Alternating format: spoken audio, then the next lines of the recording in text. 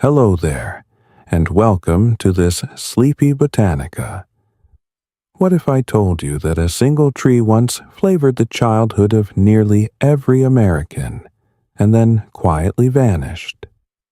Not because it disappeared from the land, but because in the span of a single generation, people simply stopped remembering it. There was a time, not so long ago, when its scent drifted through kitchens in early spring, when its roots were brewed into warm, earthy teas, when its essence became the unmistakable taste of something sweet, fizzy, and deeply nostalgic. A flavor you might still recognize today, even if you have never met the tree itself. And yet, by the late 20th century, that same tree had been removed from most commercial foods, its natural extract replaced, reformulated, or quietly set aside. Not entirely because it was inherently dangerous, but because of a convergence of scientific interpretation, regulatory caution, and growing concern over how one of its natural compounds could be used beyond traditional contexts. But for now, you do not need to solve anything. You do not need to decide what is right or what is true. Just listen, and let the questions soften as we begin to slow everything down. Take a gentle breath in and allow your shoulders to settle just a little lower. This story begins long before modern regulations, long before laboratories, long before anything was formally written down. It begins in the forests of eastern North America, where, for thousands of years, a small deciduous tree grew quietly among oak, hickory, and pine. Botanically known as Sassafras albidum, a member of the Lauraceae family, related to cinnamon and bay laurel, this tree developed a distinct chemical profile that made it both culturally significant and scientifically interesting. Its roots and bark contain an aromatic compound known as safrole, a naturally occurring phenylpropene responsible for its characteristic fragrance and flavor. The scent is warm, slightly sweet, with subtle notes of spice and something that feels almost familiar, even upon first encounter. For indigenous communities across North America, this was not merely a plant, but a deeply integrated part of daily life. The roots were used in decoctions for fevers and fatigue. The leaves were dried and ground into a fine powder called filet, which remains a key ingredient in traditional Louisiana Creole cuisine, particularly in gumbo. Modern phytochemical studies suggest that sassafras contains compounds with antimicrobial and anti-inflammatory properties, offering partial scientific support for its long history of traditional use. At the same time, research has also identified safrole as a compound that, in high doses and under certain experimental conditions, demonstrated hepatocarcinogenic effects in animal studies, a finding that would later influence regulatory decisions. But that part of the story belongs to another moment, one that we will approach slowly, without urgency. For now, just imagine the forest. Tall canopies shifting gently in the night air, leaves moving in soft, irregular rhythms, and somewhere among them a tree with 3 distinct leaf shapes growing on the same branch. Some leaves are smooth and oval, others shaped like a mitten, and some divided into 3 lobes, as if the tree itself carries multiple forms at once. You do not need to picture it clearly, just sense it, loosely, without effort. Let the image form and fade at its own pace. There's no need to hold on to details, only the feeling of something ancient, something familiar, and something quietly waiting to be remembered. Take another slow breath in, and as you exhale, Allow your body to sink just a little deeper into wherever you are resting now. The story will continue whether you follow every word or simply drift alongside it, and either way, that is perfectly enough. A strange thing about history is how easily entire plants can disappear from memory, not from the landscape, not from the soil, but from the quiet everyday knowledge people once carried in their hands. A few centuries ago, if you walked through the forests of eastern North America with someone who lived close to the land, they would likely point to a small, modest tree and tell you that it could warm the body, soothe the stomach, clean the blood, and even flavor a drink that children loved. Today, many people can still recognize the taste that tree once gave to root beer. Yet very few could recognize the tree itself if it stood quietly beside them on a forest path. Sassafras albidum still grows across much of the eastern United States, from southern Maine down through Florida and west toward Texas and the Mississippi Valley. It is not rare. In fact, ecologists describe it as a pioneer species, a plant that readily colonizes disturbed soils after storms, fires, or human clearing. Its roots spread underground and send up new shoots, forming small clusters of trees that often appear in sunny forest openings. Even today, you can find these groves standing quietly along woodland edges, their leaves turning vivid shades of yellow, orange, and burgundy each autumn. But long before scientific ecology gave names to these patterns, indigenous communities across North America already understood the tree intimately. Ethnobotanical records describe its use among several tribes, including the Cherokee, Choctaw, and Creek. The roots were commonly boiled to create aromatic teas used during seasonal transitions, especially in spring, when people traditionally consumed herbal tonics believed to support circulation and digestion after the long winter months. The bark and roots were also used in remedies for fevers and minor infections, while the leaves served both culinary and medicinal roles. One particularly enduring tradition involved drying sassafras leaves and grinding them into a powder known as filet. This powder acts as both a thickening agent and a flavoring ingredient.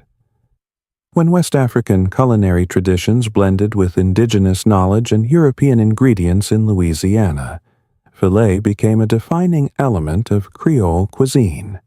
Even today, filet powder remains essential to certain styles of gumbo, a dish whose very existence reflects the cultural exchange of 3 continents. Scientifically, the properties of sassafras have drawn interest for generations.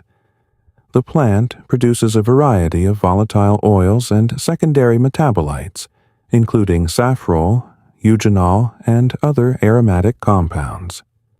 These chemicals help protect the tree against insects and microbial attack.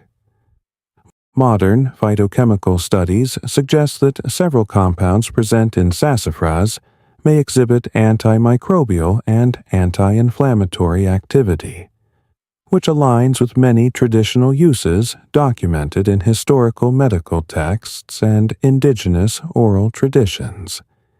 Yet, beyond medicine and cooking, sassafras also played a surprisingly important role in early colonial survival. When European settlers first arrived in North America during the 16th and 17th centuries, they encountered unfamiliar climates, unknown crops, and frequent food shortages. Historical journals from early expeditions describe periods when settlers relied on local plant knowledge shared by indigenous communities to survive. Sassafras leaves, when boiled, produce a mucilaginous broth containing small amounts of carbohydrates and soluble fiber. While not a substantial food source, such preparations could provide limited nutritional support during lean periods. European interest in sassafras grew quickly after these encounters. By the late 1500s, reports describing the plant's medicinal qualities had begun circulating across the Atlantic. Apothecaries in England and France promoted sassafras as a remedy for digestive disorders, fevers, and various inflammatory conditions. Though many of these claims were exaggerated by the medical marketing of the era, the demand was real. Within a few decades, shipments of sassafras bark and root were crossing the ocean in large quantities. In fact, historians note that sassafras briefly became one of the earliest botanical exports from North America. Merchant expeditions were organized specifically to harvest and transport its bark back to European markets. For a short period during the early 17th century, sassafras ranked among the most valuable exports from the English colonies, second only to tobacco in some trade records. The aromatic wood and bark were dried, bundled, and shipped to apothecaries where they were processed into medicinal drinks and tonics. But this early boom came with consequences. Harvesting the bark often killed the tree, and intensive collection in easily accessible coastal regions quickly reduced local populations. Yet sassafras proved remarkably resilient. Because the species spreads through underground root systems, new shoots continued to emerge from surviving roots even after mature trees were cut. This regenerative ability allowed the species to persist long after the first wave of commercial harvesting declined. So the tree remained, quietly spreading through forests, regenerating after storms, sending up new saplings each spring. Over time, its role slowly shifted from medicine and trade toward something more familiar and comforting. By the 19th century, entrepreneurs would discover that the aromatic roots of sassafras could do something unexpected. When brewed, sweetened, and carbonated, they produced a drink that tasted warm, spicy, and surprisingly refreshing. A drink that would eventually become known as root beer. And with that discovery, the small forest tree that once helped early colonists survive would soon flavor an entire nation's childhood. Before it disappeared, before regulations and reformulations, before laboratories attempted to recreate what once grew freely in the soil, there was a moment when the flavor of sassafras became something deeply woven into everyday American life. Not as medicine, not as trade, but as comfort, as something familiar, sweet, and quietly joyful. By the mid-19th century, small-scale brewers and pharmacists had begun experimenting with botanical extracts to create new kinds of beverages. Among these, sassafras root stood out. When steeped in water, it released a complex mixture of aromatic compounds, including saffrole, which contributed to its signature flavor profile. Slightly sweet, gently spicy, with hints reminiscent of vanilla, anise, and warm earth. It was unlike anything else commonly available at the time. When sugar was added, and later carbonation, the result was something entirely new. A drink that felt both natural and indulgent. A drink that could be enjoyed by children and adults alike. This was the early form of what would become known as root beer.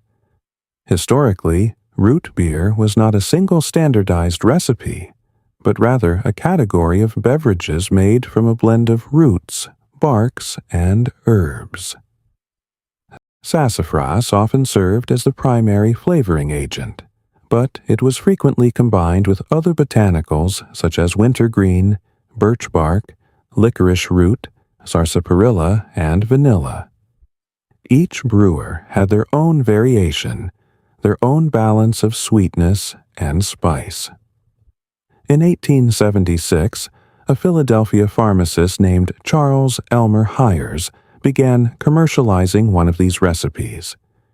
He introduced a packaged version of root beer extract that could be prepared at home, marketing it as a wholesome, temperance-friendly alternative to alcoholic beverages. This was a time when the temperance movement was gaining momentum across the United States, encouraging people to reduce or eliminate alcohol consumption. Hyers' root beer quickly gained popularity. It was sold at the 1876 Centennial Exposition in Philadelphia, where it reached a national audience. Over time, what had once been a local, homemade beverage began to scale into a commercial product. Bottling technology improved. Carbonation became more consistent. Distribution networks expanded. By the early 20th century, root beer had become a staple of American culture. It appeared in soda fountains, where it was served cold and often combined with ice cream to create root beer floats. It was sold in glass bottles at general stores, its foamy head and rich aroma instantly recognizable. Families would prepare homemade versions using dried sassafras root, boiling it slowly to extract its flavor before adding sugar and allowing it to ferment lightly. For many, this was not just a drink. It was a seasonal ritual, a taste associated with summer afternoons, with gatherings, with childhood itself. And beneath that familiar taste, often unnoticed, was the presence of sassafras. From a chemical perspective, the flavor complexity of traditional root beer can be attributed to the interaction of multiple volatile compounds. Saffrole, in particular, contributed a significant portion of the characteristic aroma. It is a phenylpropene, structurally related to other naturally occurring compounds found in spices such as nutmeg and cinnamon. These molecules interact with olfactory receptors in ways that create warm, sweet, and slightly spicy sensory experiences. At the time, no one thought much about the molecular structure. They did not need to. The knowledge was experiential, passed down through practice rather than analysis. If the roots were harvested properly, if the brew was prepared with care, the result was consistent enough. And so the tree remained present, not as a concept, but as a flavor, a quiet background note in American life. Children drinking root beer on warm evenings likely never wondered about the origin of the taste. Parents preparing spring tonics may not have considered the chemistry behind the aroma. The connection between plant and product existed, but it was not always consciously acknowledged. This is how many forms of knowledge persist. Not through formal education, but through repetition, through habit, through culture. But this kind of knowledge can also fade quickly. When the connection between source and experience is interrupted, even slightly, the memory begins to loosen. A generation grows up with the flavor, but without the plant. The next generation inherits the product, but not the process. Eventually, what remains is only a name, detached from its origin. Root beer would continue to exist. The taste would remain, more or less. But the tree that once defined it would begin, slowly, to step out of the picture. Not all at once, not dramatically. Just enough that, over time, fewer and fewer people would know what gave it its original form. And as this shift unfolded, something subtle began to change. Not only in the drink itself, but in the relationship between people and the plants that once shaped their everyday lives.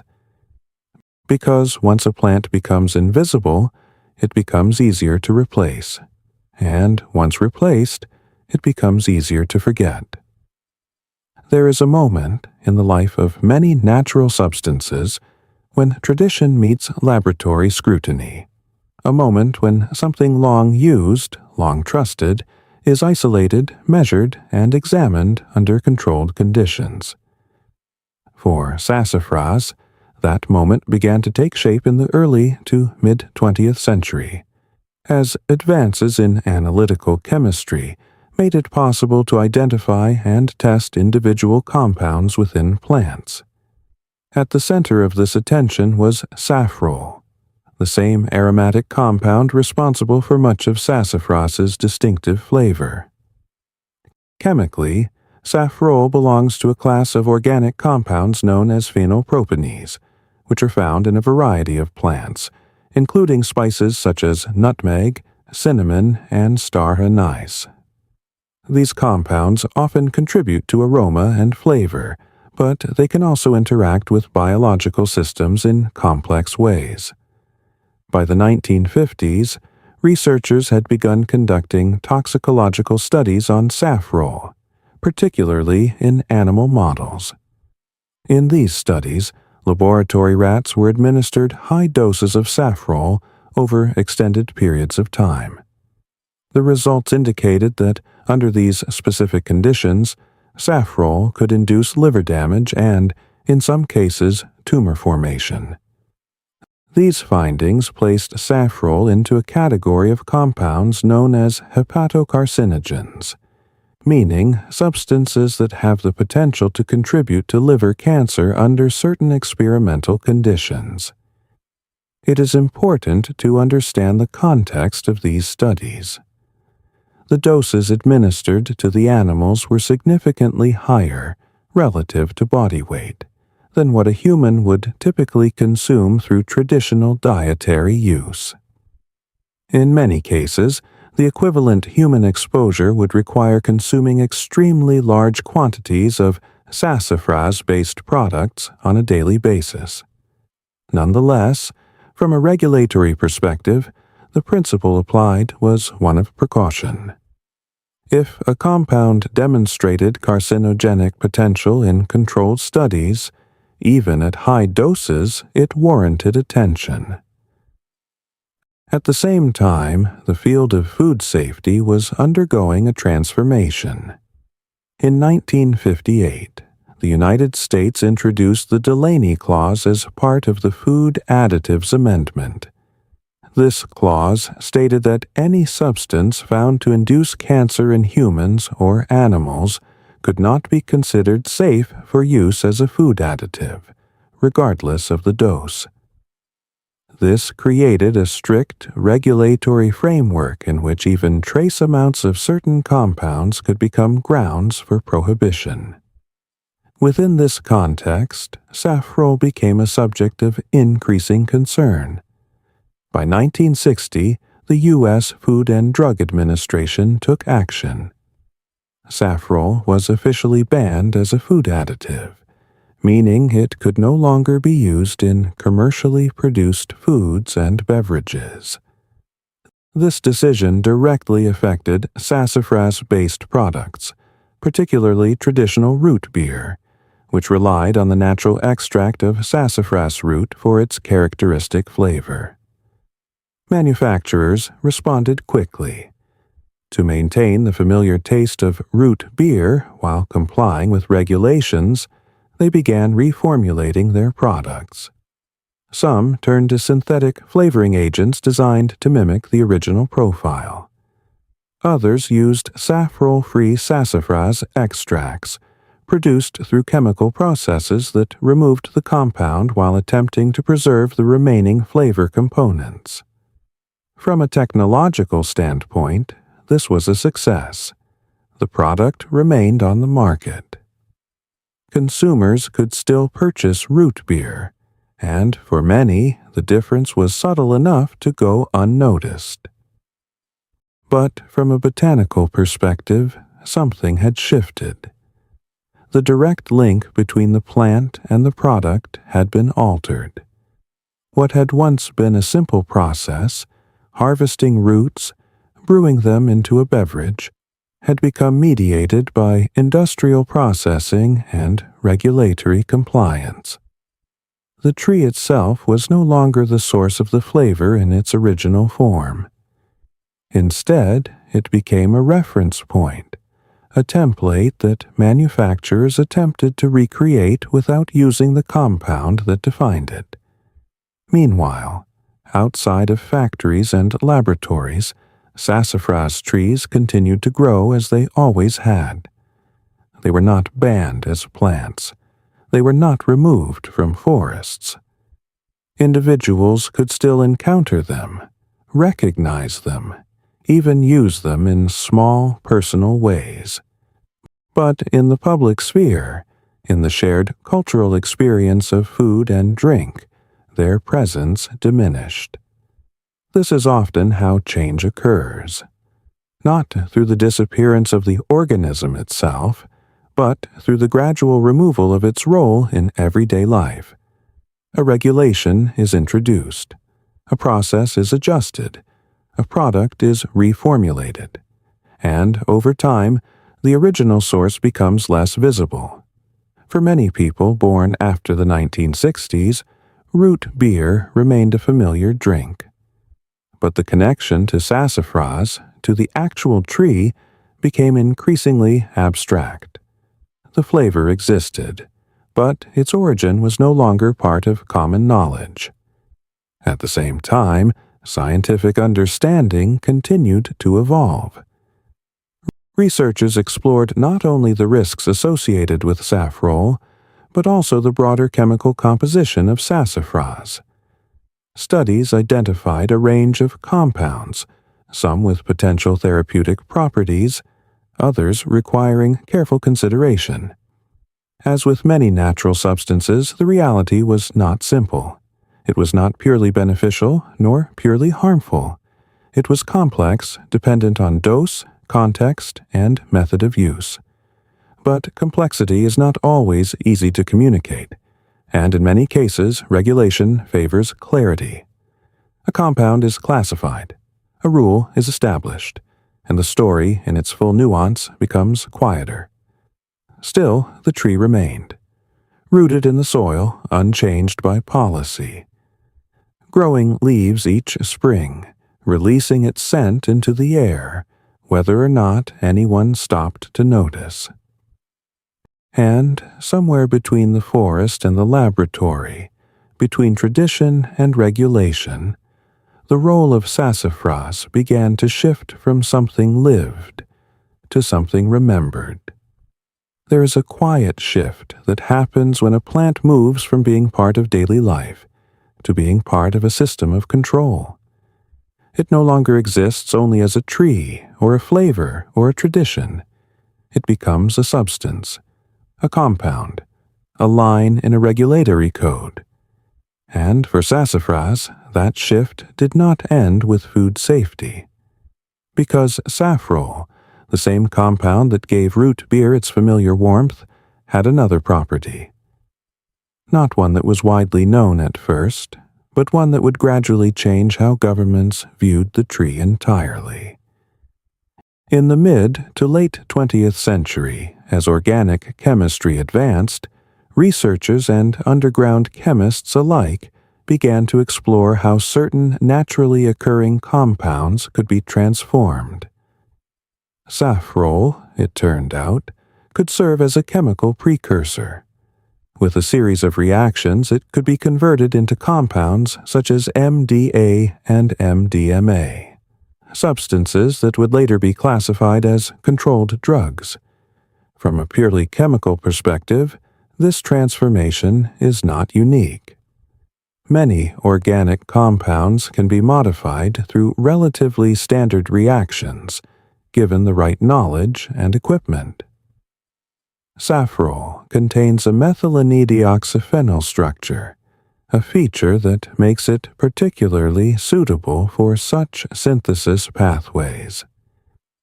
This is also why structurally related compounds appear in other plants, including nutmeg and certain essential oils. But what made sassafras different was accessibility. The tree grew widely across the eastern United States. It was not rare. It did not require specialized cultivation. Its roots contained measurable quantities of safrole-rich oil, which could be extracted through relatively simple distillation processes. This combination, widespread availability and chemical utility, drew attention. By the 1970s, as drug enforcement policies intensified in the United States, safrole was classified as a List 1 chemical under federal law. This classification is reserved for substances that are considered essential in the manufacture of controlled drugs. It does not necessarily mean the substance itself is illegal in all contexts, but it places strict controls on its production, distribution, and commercial use. At this point, the perception of sassafras shifted again. It was no longer only a food additive that had been restricted. It was now associated with the infrastructure of drug enforcement. This distinction matters, because once a substance becomes linked to controlled chemical pathways, the level of scrutiny increases significantly. Regulations extend beyond food safety into areas of law enforcement, import restrictions, and monitoring of supply chains. For the average person, this shift was mostly invisible. There were no public announcements explaining the full complexity. No widespread discussions about molecular structures or precursor classifications. Instead, what people experienced was simpler. Traditional sassafras products disappeared from stores. Herbal preparations became less common. Knowledge that had once been passed casually between generations began to fade. Meanwhile, other plants containing similar compounds remained in circulation. Nutmeg, for example, contains safrole as well as myristicin, another compound with psychoactive potential at high doses. Cinnamon, basil, and black pepper also contain trace amounts of related phenylpropans. However, these plants do not provide safrole in concentrations or forms that are easily extracted for large-scale chemical synthesis. From a regulatory standpoint, this difference is significant. It is not only the presence of a compound that matters, but the feasibility of its use in illicit production. And so, sassafras occupied a unique position, not banned as a tree, not entirely removed from personal use, but restricted in ways that gradually reduced its visibility in public life. This is often how regulatory landscapes shape cultural memory. Not through a single dramatic prohibition, but through layers of limitation that make a substance less accessible, less discussed, and eventually less remembered. At the same time, scientific research continued to evolve. Studies explored both the risks and the potential benefits of compounds found in sassafras. Some findings suggested antimicrobial and anti-inflammatory properties. Others focused on metabolic pathways and toxicological thresholds. As with many natural substances, the reality remained complex. Dose matters. Method of preparation matters. Context matters. But complexity does not always translate into public understanding. And over time, what remains is often a simplified version of the story. A plant becomes dangerous, or restricted, or simply not used anymore. The deeper history, the thousands of years of careful, moderate, traditional use, becomes quieter. Not erased, but less visible. And yet the tree itself continues its cycle. Each spring, new leaves unfold. Each summer, roots draw nutrients from the soil. Each autumn, the leaves shift into shades of gold and red. It does not change its chemistry. It does not adjust its growth. It simply remains what it has always been. A plant shaped by evolution, not regulation.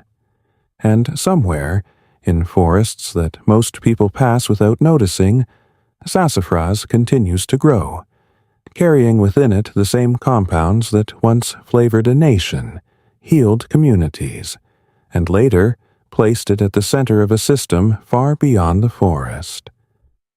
It is easy to assume that when something disappears from daily life, it must have been replaced by something better, a safer alternative, a more efficient process, a refined version of what came before.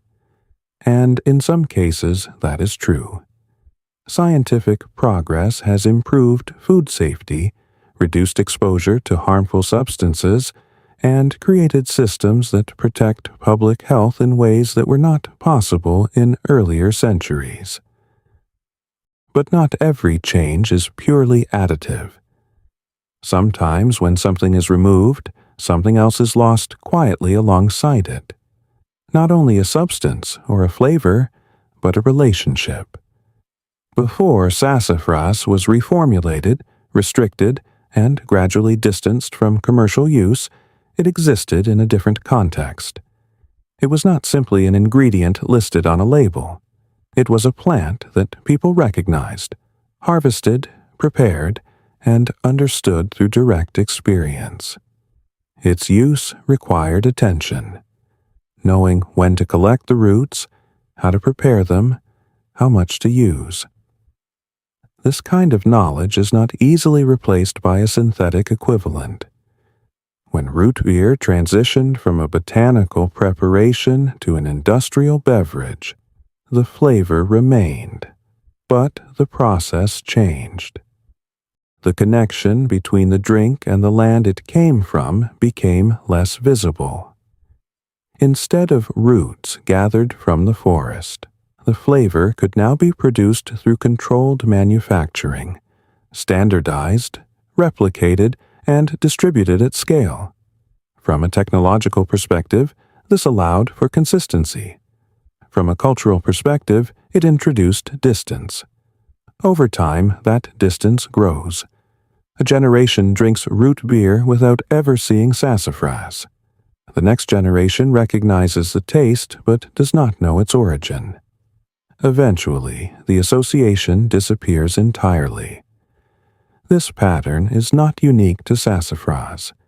It reflects a broader shift in how societies interact with plants. As food systems become more industrialized, fewer people participate directly in the processes that produce what they consume. Ingredients become abstract. Names on packaging replace lived familiarity. At the same time, regulatory frameworks, while necessary in many respects, often operate by isolating specific compounds rather than evaluating whole systems of use. Saffrole, as an isolated chemical, became the focus of concern. Its presence in sassafras led to restrictions. But the traditional use of sassafras was never based on consuming isolated saffrole in concentrated doses. It involved complex preparations, diluted forms, and contextual knowledge that shaped how the plant was used. Modern research acknowledges this distinction in some cases. Toxicology increasingly recognizes that the effects of a compound can vary depending on dosage, delivery method, and interaction with other substances. Whole plant preparations often behave differently than isolated extracts. However, translating this nuance into policy is not always straightforward. And so, the simplified version persists. A compound is identified. A risk is observed under specific conditions. A regulation is applied, and the broader context becomes less visible. Meanwhile, the plant itself continues to exist outside of these frameworks. Sassafras trees still grow across more than 20 U.S. states. They can be found along forest edges, in open woodlands, and in areas where the soil has been disturbed. Their leaves remain distinctive, their aroma unchanged. In the autumn, they still turn vibrant shades of yellow, orange, and deep red, marking their presence in landscapes that have otherwise shifted around them.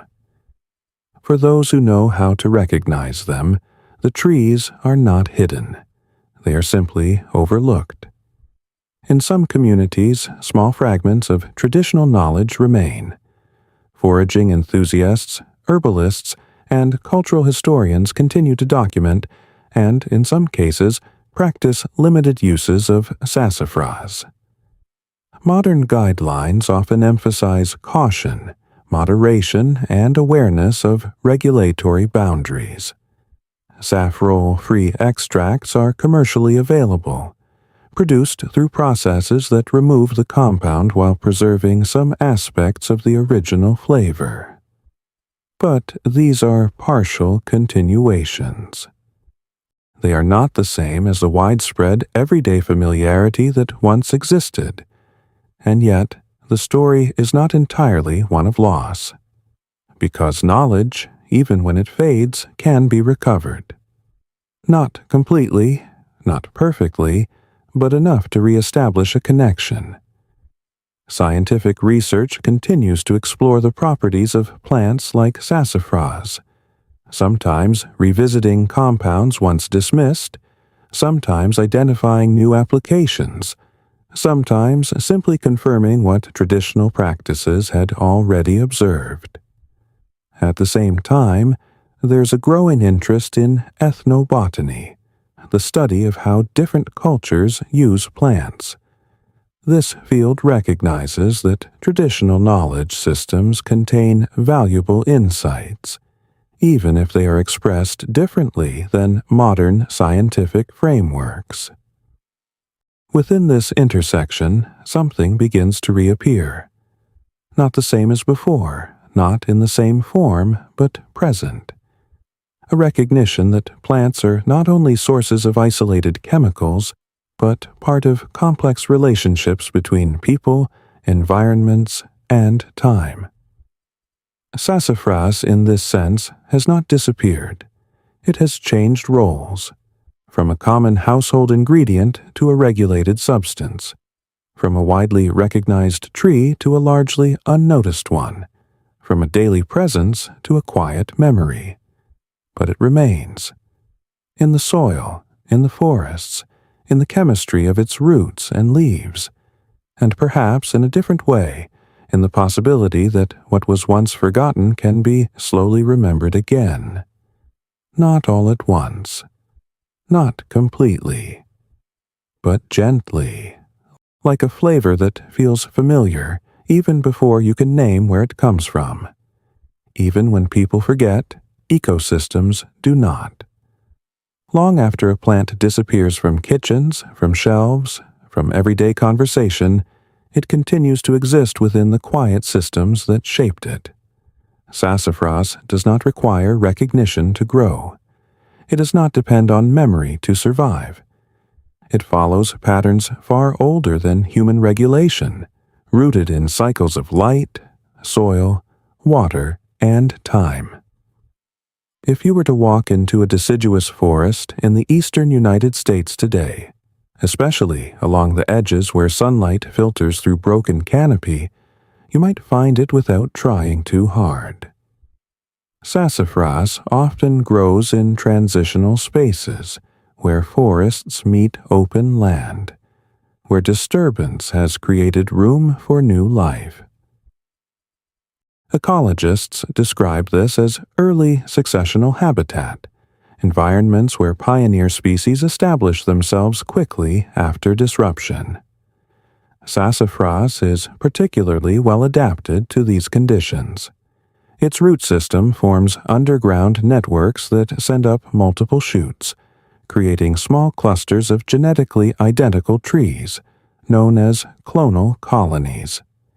Even if one stem is damaged or removed, the root system can continue producing new growth.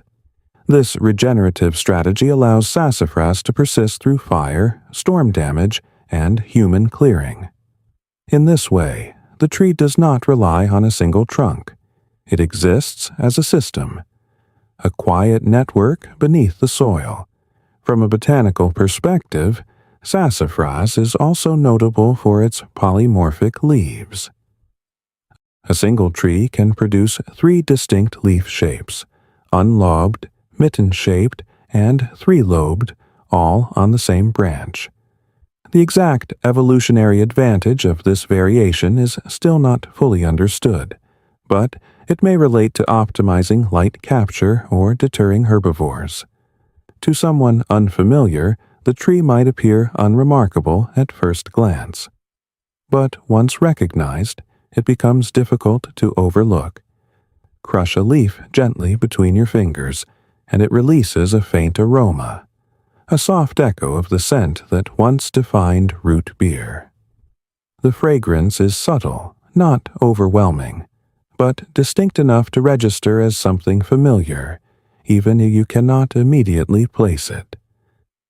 This sensory connection is important, because it bridges something that modern systems often separate: the relationship between plant and experience. In a forest, there are no labels, no ingredient lists, no regulatory classifications, only organisms interacting with their environment, trees absorbing sunlight, roots exchanging nutrients with soil microbes, leaves releasing compounds into the air. Within this system, sassafras is not controversial. It is simply one species among many. Its chemical compounds, including safrole, exist as part of its natural defense mechanisms. These compounds help protect the tree from insect predation and microbial infection. In ecological terms, they are functional, adaptive, and context-dependent. The same molecule that becomes a point of concern in a laboratory or regulatory setting exists in the forest as part of a balanced system. This contrast is not a contradiction. It is a difference in perspective. In one context, a compound is isolated, concentrated, tested.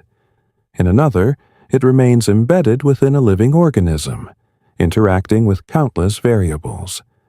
Neither perspective is inherently wrong, but each tells only part of the story. And perhaps this is where something begins to shift again. Not in policy, not in industry, but in attention. Because when you slow down enough to notice a tree, to recognize its leaves, to sense its presence without needing to use it or categorize it, something subtle changes in the way knowledge forms. It becomes less about control, less about extraction, more about observation. Sassafras does not ask to be harvested. It does not require explanation.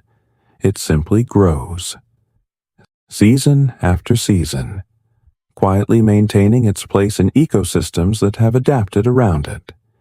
In spring, its leaves emerge soft and green. In summer, they deepen in color, absorbing sunlight, supporting growth. In autumn, they shift into vivid hues, signaling the transition into dormancy.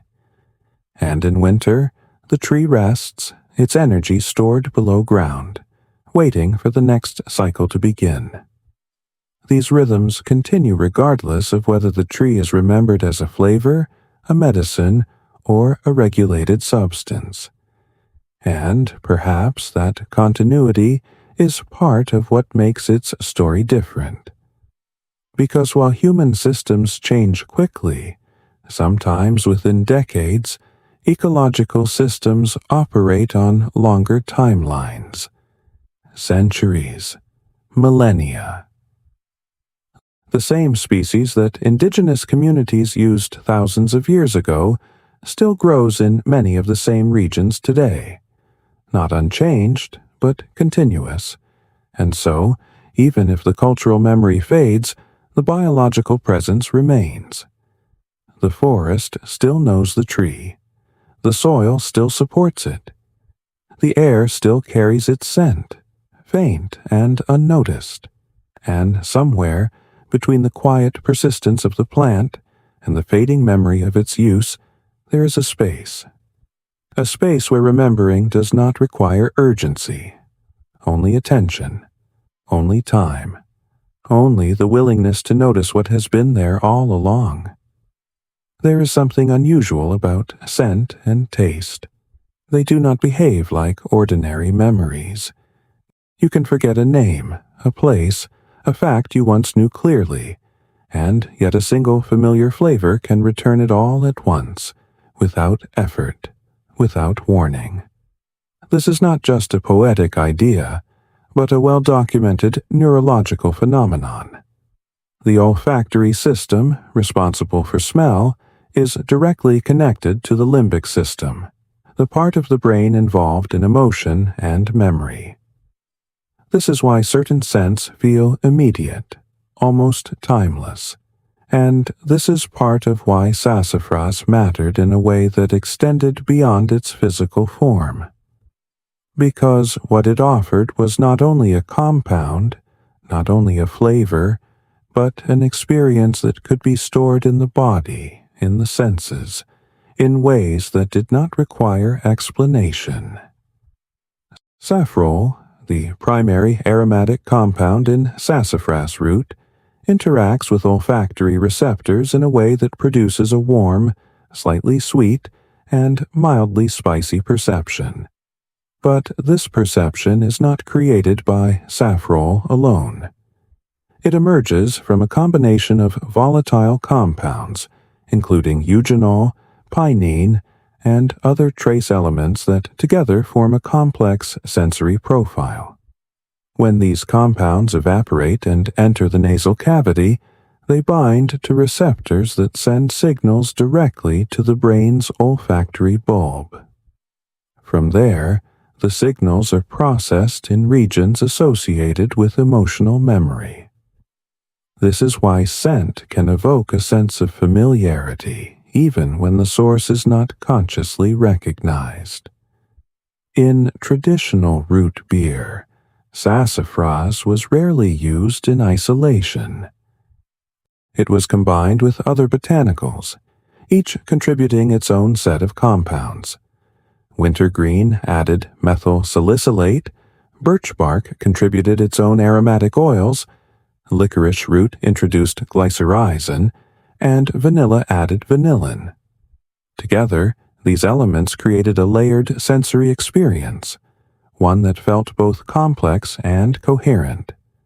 But within that complexity, sassafras often served as the foundation, the base note, the element that gave the flavor its depth.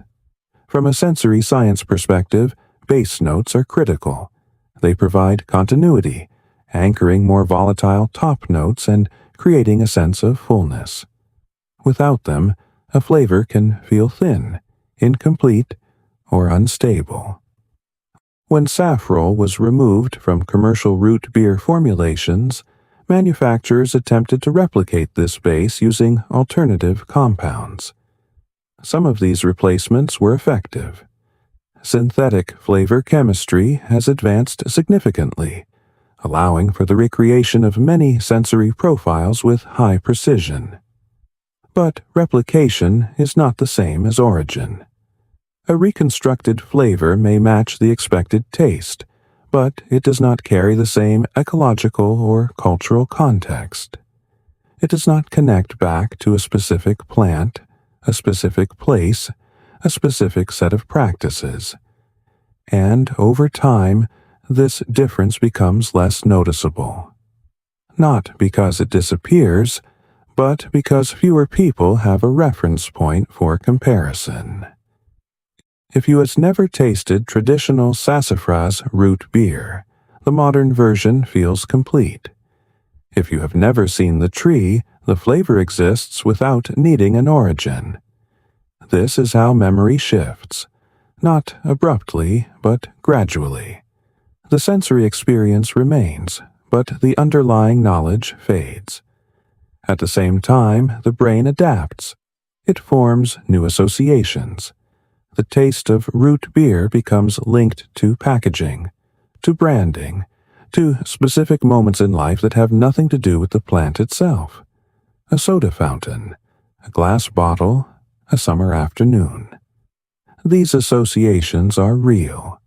They carry emotional weight, but they are one layer removed from the original source, and yet something persists.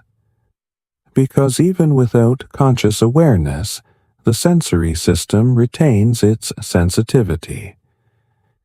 If you were to encounter the scent of sassafras in a forest, perhaps by crushing a leaf or gently scraping the bark, there's a possibility that it would feel familiar.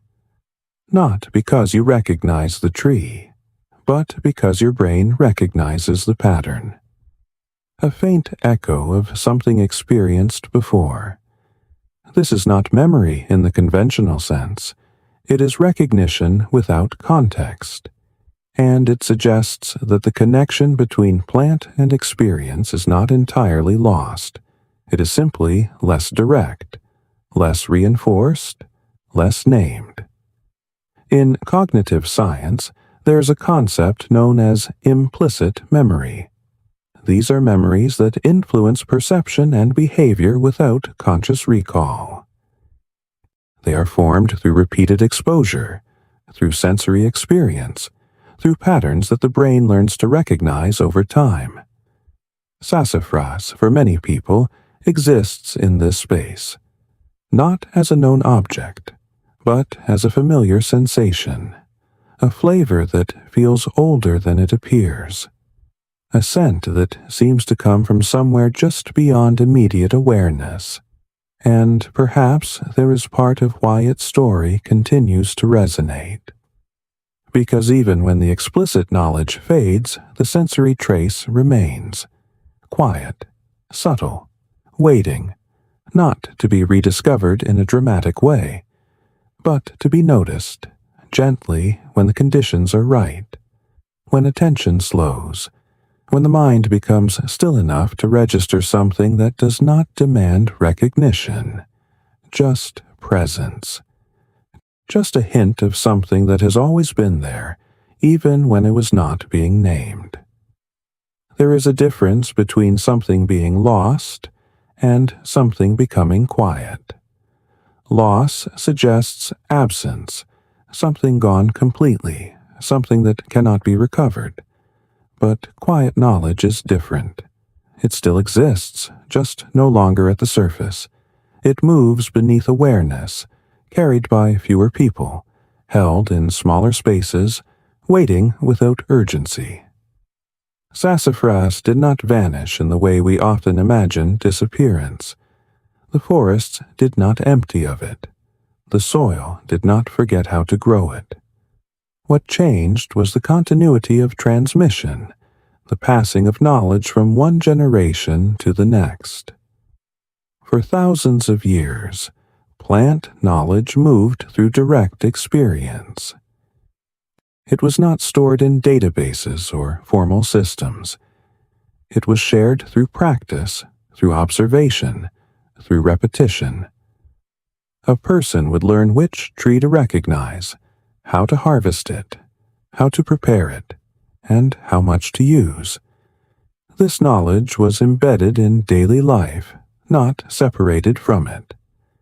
Ethnobotanists, researchers who study the relationship between people and plants, have documented how such knowledge systems operate. They are often oral, experiential, and context-specific. They rely on continuity, on the presence of elders, on environments that remain relatively stable over time. When that continuity is interrupted, knowledge does not disappear immediately. It becomes fragmented. A grandmother may remember the taste of sassafras tea but no longer prepare it. A parent may recognize the name but not the plant. A child may know only the commercial product, with no awareness of its origin.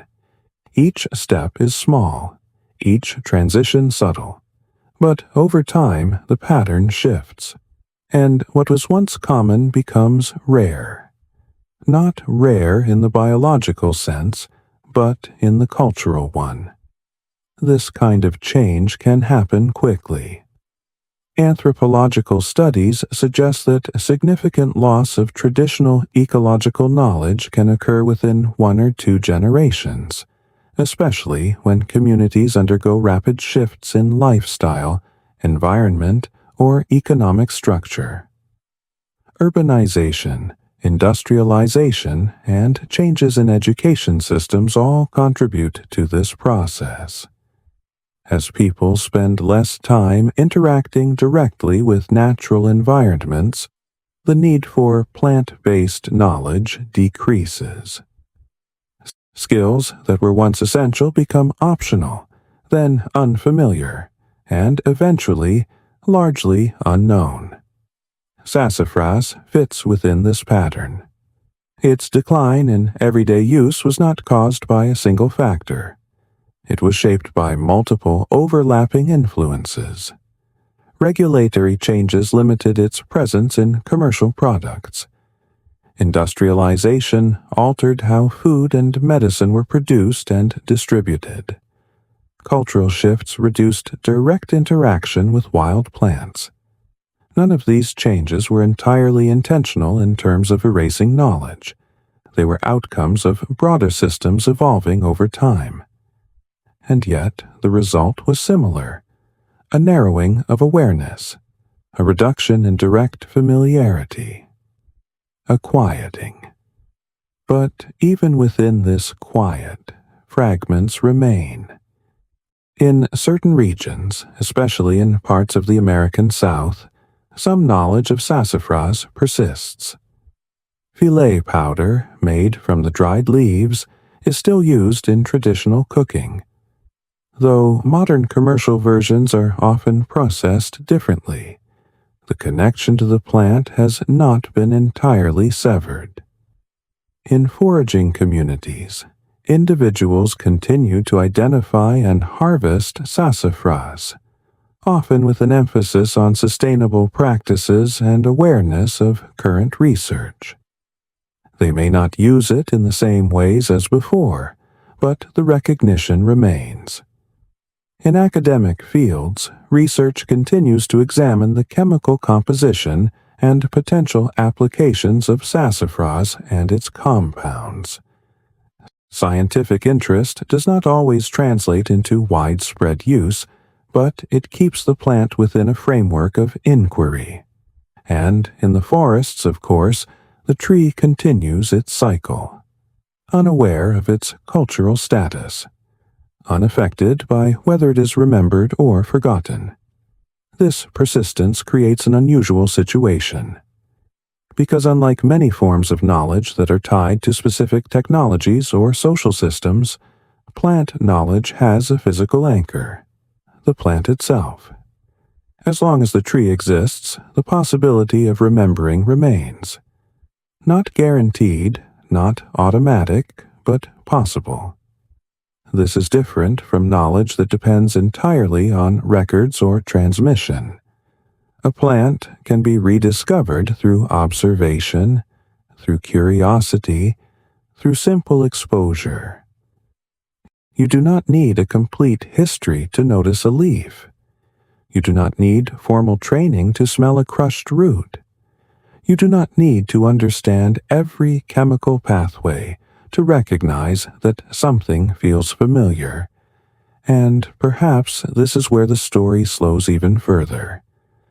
Because remembering, in this context, is not about reconstructing everything that was lost. It is about allowing small connections to reappear. A name, a scent, a question, something that does not demand immediate answers, only attention, only presence, only the willingness to let knowledge return in the same way it faded, gradually, quietly, without urgency, like a memory that does not force itself forward, but becomes clearer the longer you sit with it. And as that process begins, something else shifts as well. Not in the plant, not in the forest, but in the way the mind relates to what it once overlooked. Because what was once invisible begins, slowly, to come back into view. If this were only about one tree, the story might feel small, contained, limited to a single species and its changing role in history. But sassafras is not an isolated case. It is part of a broader pattern, one that appears again and again across different regions, different cultures, and different plants. A plant is used for generations, sometimes for thousands of years. It becomes part of daily life, part of food, part of medicine, part of seasonal rhythm. Its use is guided not only by tradition, but by observation, by accumulated experience, by a gradual understanding of how it interacts with the human body. Then something shifts. Scientific analysis isolates one compound. A risk is identified under specific conditions. Regulation follows, and the plant begins to move out of common use. Not always completely, not always permanently, but enough that its presence becomes less visible. This pattern can be seen in many places. Willow bark, once used as a traditional remedy for pain and fever, led to the isolation of salicin, which eventually became the basis for aspirin. In that case, the plant itself was not removed, but the focus shifted toward a standardized pharmaceutical product. Ephedra, used for centuries in traditional Chinese medicine, became restricted in many countries due to concerns over its alkaloids and their effects at high doses.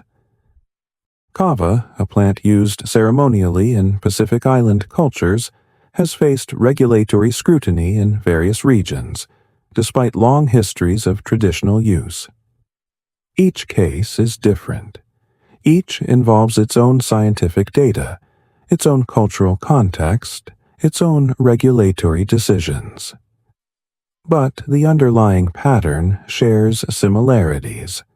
A transition from whole plant use to compound-focused analysis, from experiential knowledge to controlled measurement, from local practice to centralized regulation. Again, none of these transitions are inherently negative. They reflect attempts to manage risk, to ensure safety, to apply scientific understanding in ways that can be scaled and standardized. But they also introduce distance. Distance between people and plants. Distance between knowledge and experience. Distance between source and product. Sassafras sits within this pattern in a particular way. It was not transformed into a widely used pharmaceutical. It was not cultivated as a major industrial crop. Instead, it was partially removed, restricted in certain contexts, replaced in others, and gradually it became less present in everyday awareness. What remains is a kind of gap, a space where something used to be, a flavor that still exists but without its original source. A name that may be familiar but without a clear image attached to it. This gap is subtle, easy to overlook, but it is part of a larger shift in how modern societies relate to the natural world. As systems become more complex, more regulated, more mediated, direct interaction becomes less common. Plants become ingredients. Ingredients become compounds. Compounds become data points. And somewhere along that progression, the plant itself becomes less visible.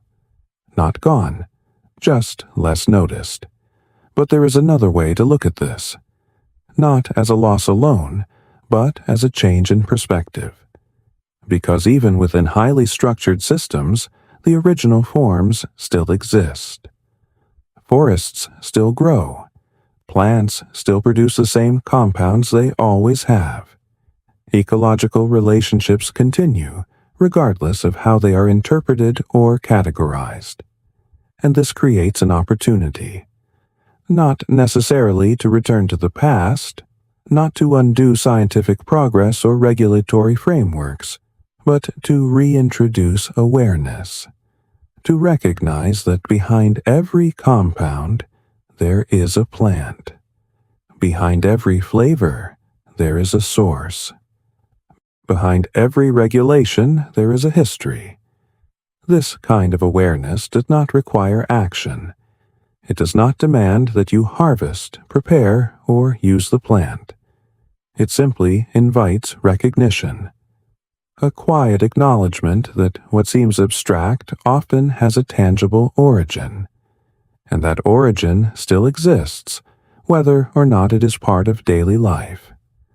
As you continue to listen, you may begin to notice a shift in how the story feels, less like a sequence of events, more like a landscape, layers of time overlapping, ancient use, colonial trade, modern science, regulation, memory, all existing at once rather than in isolation. And within that landscape, the tree remains, not at the center of attention, not demanding to be restored, simply present, as it has always been. Waiting, not in the sense of expectation, but in the sense of continuity. A quiet reminder that not everything that fades is gone.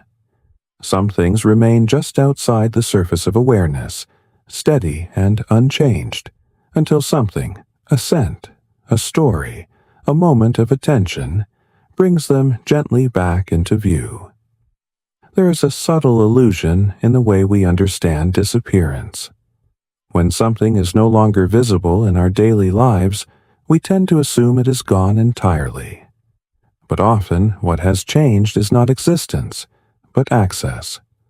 Not presence, but attention. Sassafras offers a clear example of this distinction. The tree did not decline into biological rarity. It was not driven to extinction, nor confined to isolated habitats. In ecological surveys, sassafras remains a stable species across much of its native range.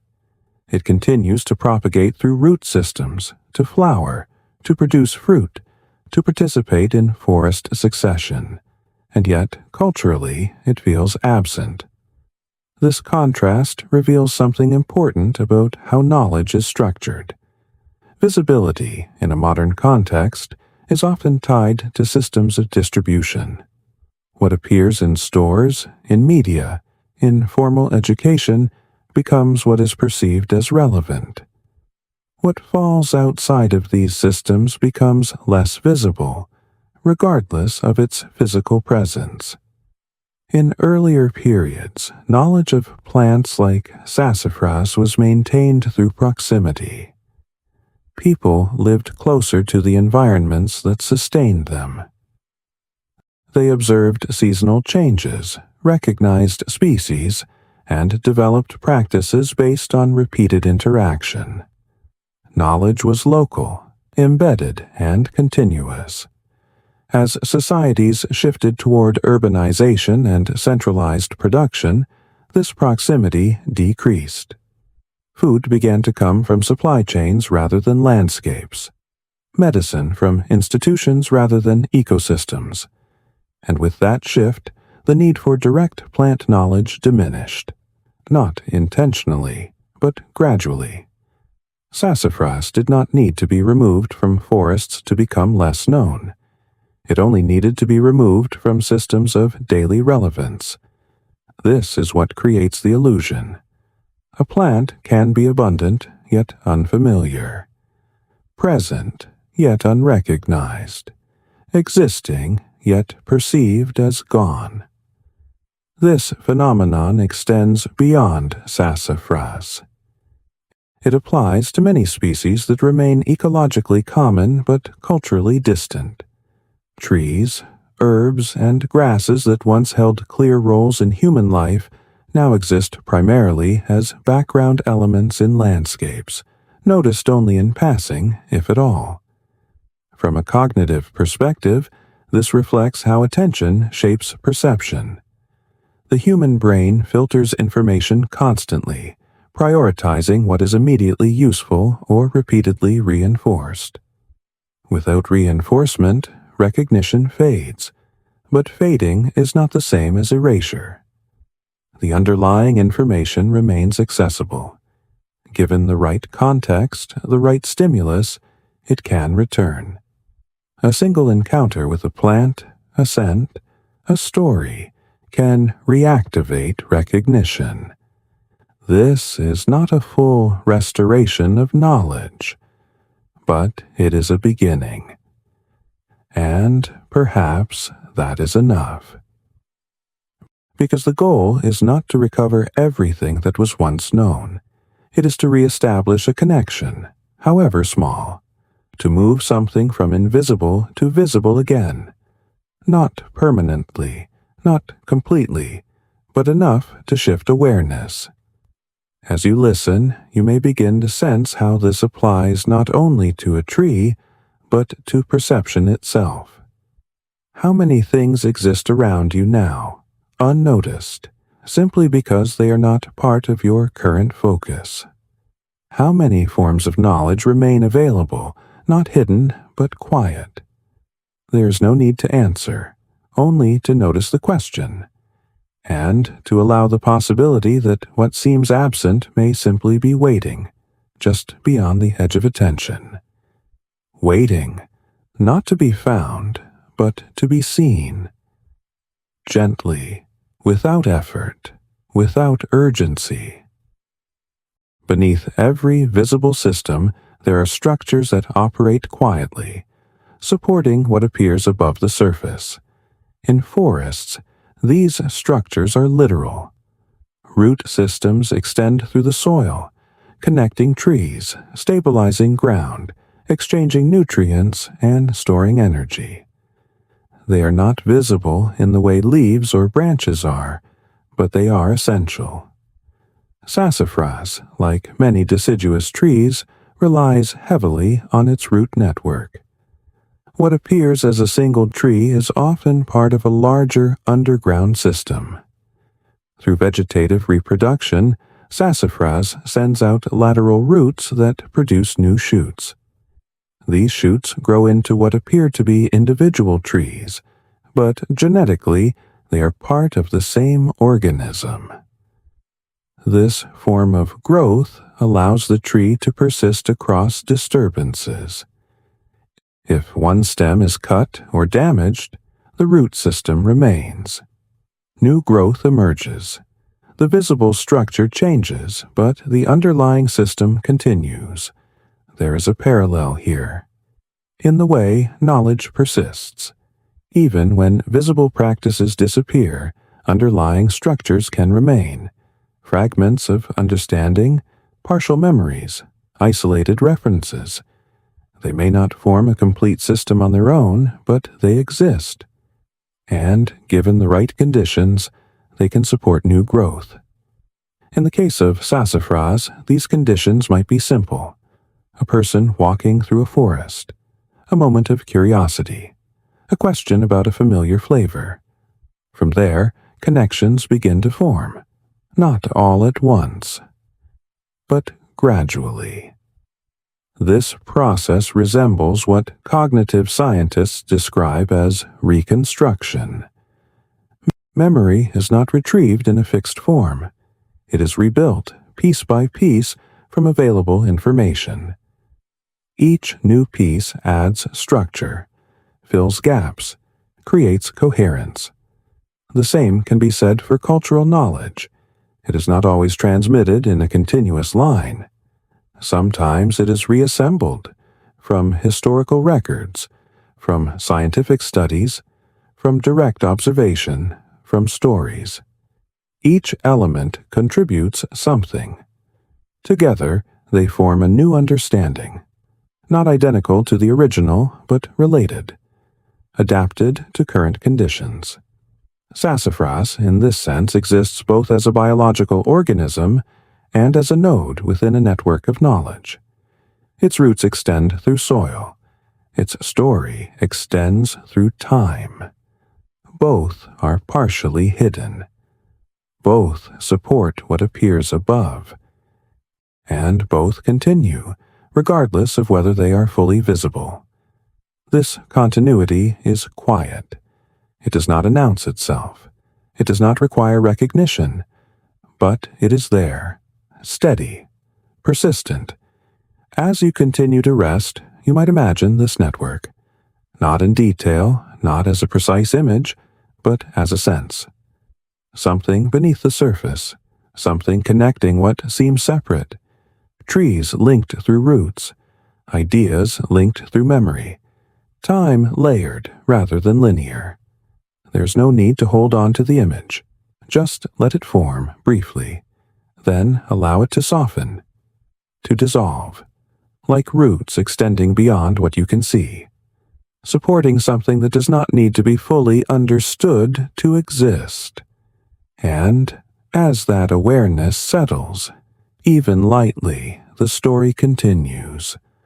Not upward, not forward, but inward. Into the quiet spaces where knowledge rests, waiting without expectation, until, slowly, gently, it begins to take shape again. Sometimes rediscovery does not begin with a grand revelation. It begins with something small, a question that lingers a little longer than expected, a detail that feels slightly out of place, a quiet curiosity that does not demand answers, only attention. You might be walking through a wooded path, not looking for anything in particular, when you notice a leaf that does not match the others. Its shape is unusual, perhaps resembling a mitten, or divided into 3 soft lobes. You pause, not because you recognize it, but because something about it feels distinct. This is often how recognition begins. Not with certainty, but with difference. If you were to reach down, gently touch the leaf, perhaps bring it closer, you might notice a faint scent. Subtle, but present. Something warm, slightly sweet, almost familiar. Not strong enough to name, but enough to suggest that you have encountered it before. In cognitive science, this is sometimes described as familiarity without recall. The brain recognizes a pattern, but cannot immediately place it within a specific context.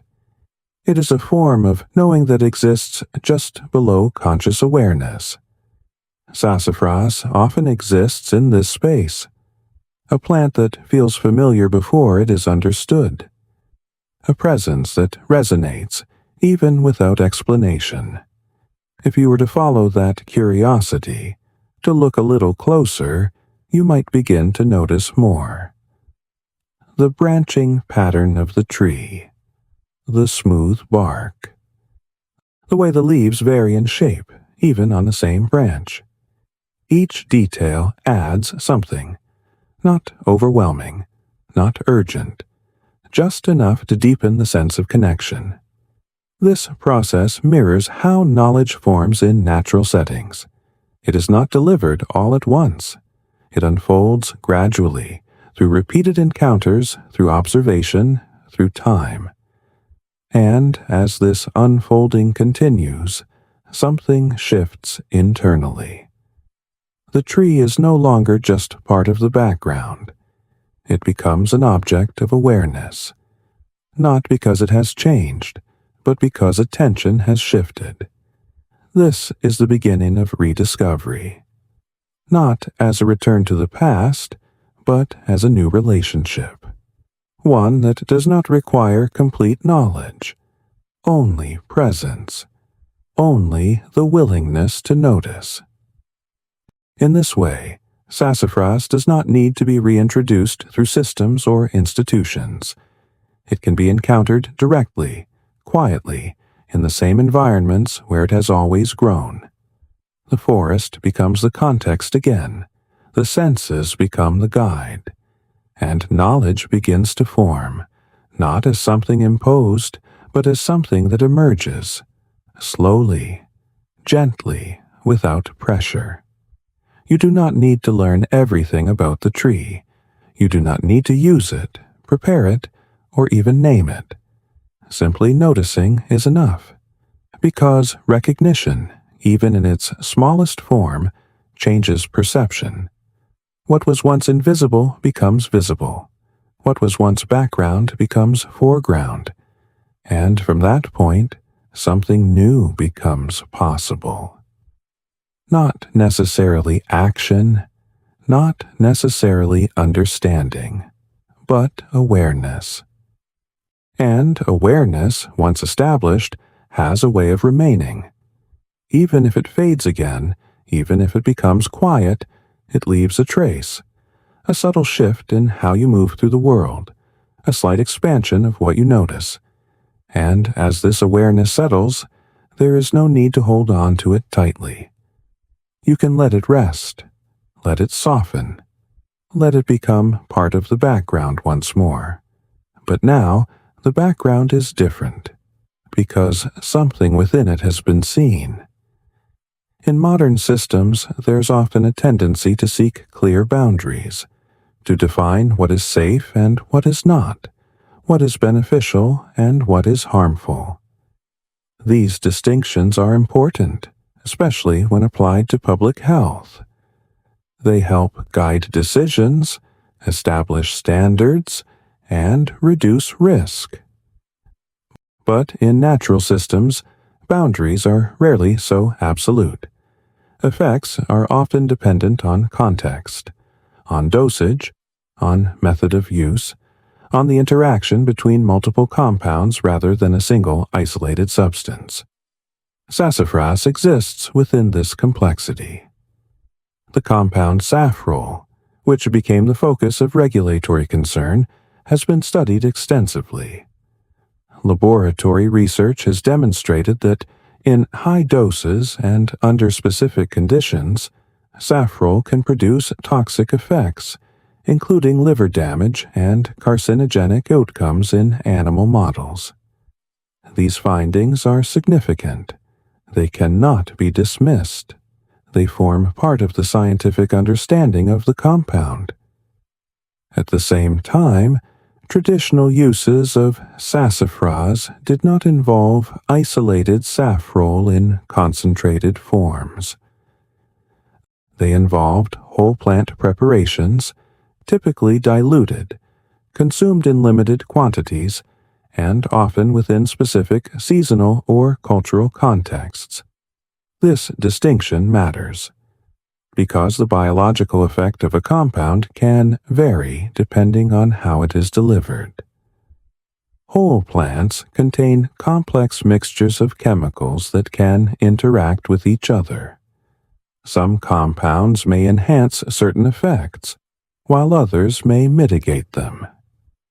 This is sometimes referred to as the entourage effect, a concept explored in various areas of phytochemistry.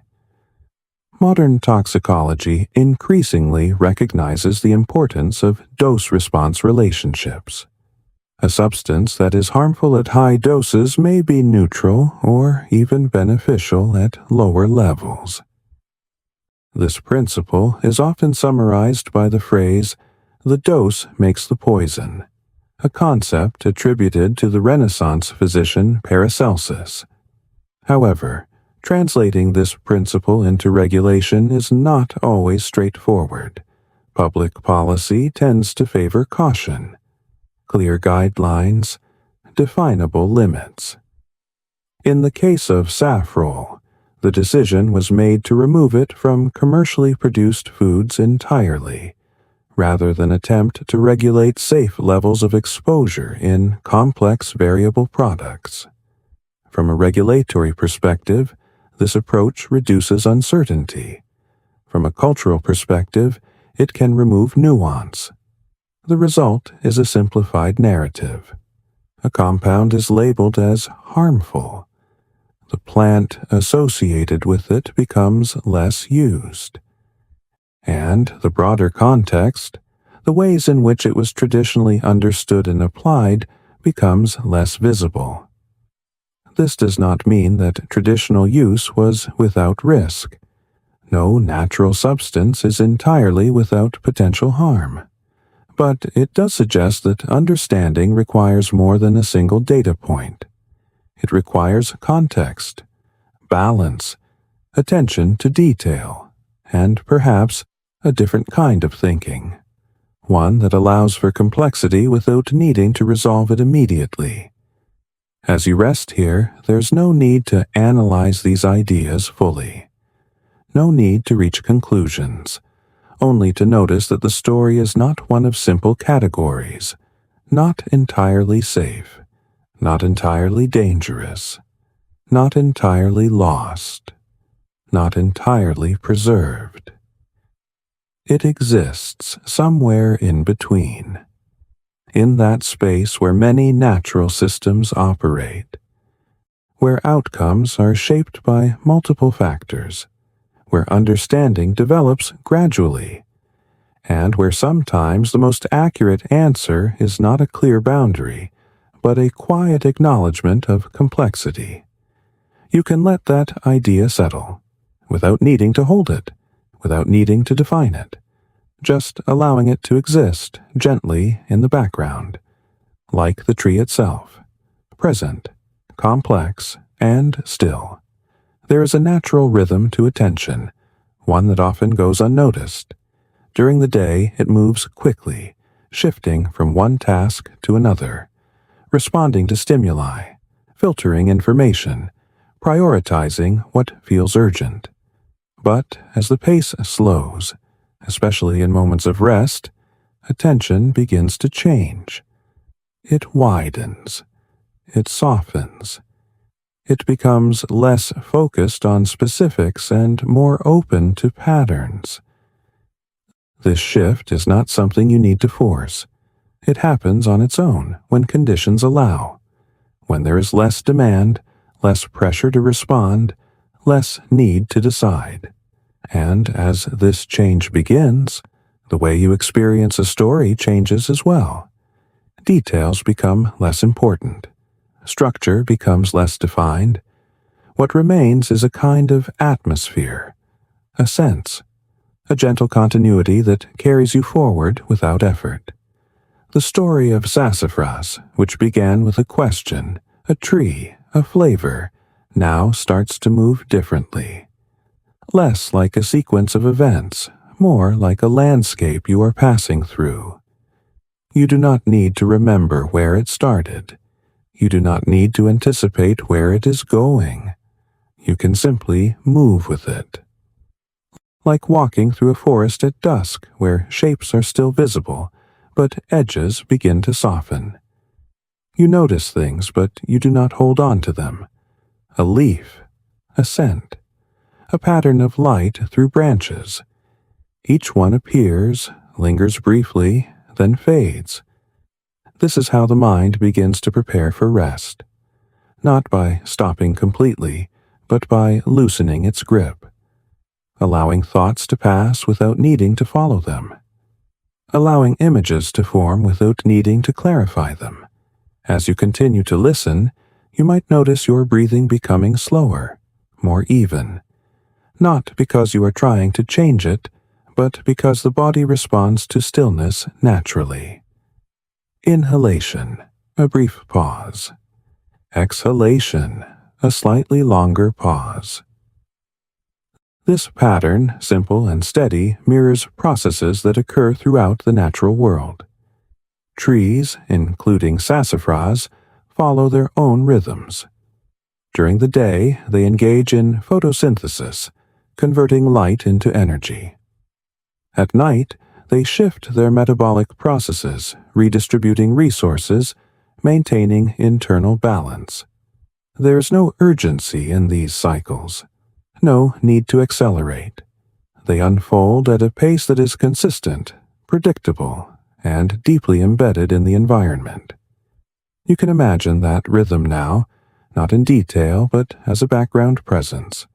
A quiet cycle, light and dark, growth and rest, expansion and stillness. Your own breathing, your own awareness, begins to align with that pattern, not exactly, but in a way that feels natural. There is no need to match it perfectly, only to notice the similarity.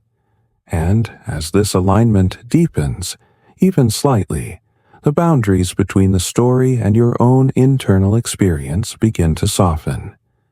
The tree is still there, the forest is still there, but they are no longer separate. They become part of the same field of awareness, not as distinct images, but as impressions, sensations, something that can be felt without being clearly defined. You may notice that certain words begin to fade more quickly after you hear them, that sentences blend together, that meaning becomes less precise. This is not a loss, it is a transition, a movement toward a different kind of perception, one that does not rely on clarity, one that does not require retention, only presence. And as that presence becomes more diffuse, more spacious, the story continues, not as something you need to follow, but as something that supports the quiet unfolding of rest. There is a point just before sleep where the mind enters a different state.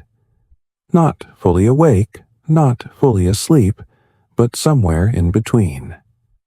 In neuroscience, this is often associated with the transition into theta brainwave activity, a pattern linked to relaxation, creativity, and the early stages of dreaming.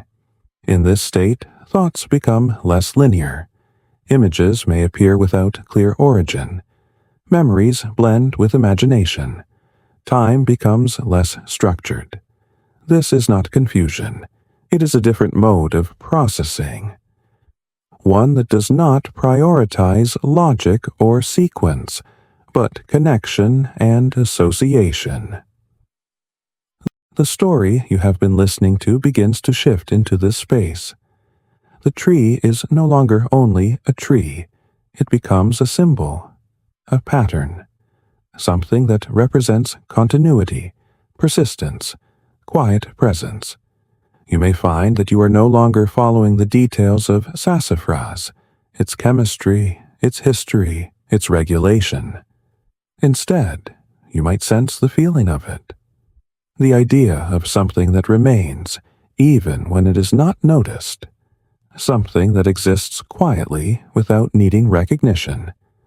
This feeling can merge with your own experience, the sense of your body resting, of your mind slowing, of your awareness becoming less focused, more open. Breathing continues, steady and unforced. The surface of thought becomes smoother, less interrupted. If images appear, they may not be clear. A forest, perhaps, but not a specific one. Light filtering through leaves, but without sharp edges. Colors blending, shifting, softening. You do not need to hold on to these images. You can let them come and go, like clouds moving across a sky that is becoming darker, more uniform. There is no need to interpret them, no need to understand what they mean. They are simply part of the transition. In this space, memory behaves differently. It does not retrieve exact details. It offers fragments, sensations, a hint of something familiar without context. This is similar to how the scent of sassafras might feel if encountered unexpectedly. Recognizable, but not fully placed. comforting without explanation. Your mind now may begin to move in a similar way, connecting without defining, sensing without analyzing. And as this process continues, the distinction between listening and resting becomes less clear. You may still hear the words, but they do not require attention. They pass through awareness, like sounds in the distance, present but not demanding. This is the edge, the place where waking thought begins to release its structure, where the need to follow, to understand, to remember, begins to dissolve. You do not need to do anything to reach this state. You are already moving toward it. Naturally, gradually, each breath a little slower, each moment a little softer, and as you rest here, on the edge of dream and memory, the story continues. Not as something to hold on to, but as something that gently supports your movement into sleep. At a certain point, understanding no longer arrives as information. It arrives as a feeling. Not something you analyze, not something you explain, but something that settles gently, almost without being noticed. You may begin to sense it now, not in words, not in conclusions, but as a quiet shift in how everything connects. The tree, the forest, the flavor, the memory, the science, the regulation. They no longer feel like separate pieces. They begin to overlap, forming something softer, less defined. Sassafras is no longer just a plant that was used, then restricted, then forgotten. It becomes something else, a pattern, a reminder that things can exist fully, even when they are no longer part of daily awareness. That presence does not depend on attention. That something can remain real, even when it is not being used, named, or remembered clearly. This realization does not need to be held tightly. It does not need to be turned into an idea. You can let it remain as a feeling, a quiet sense that not everything needs to be controlled, categorized, or brought into constant use to have value. Some things simply exist, and that is enough.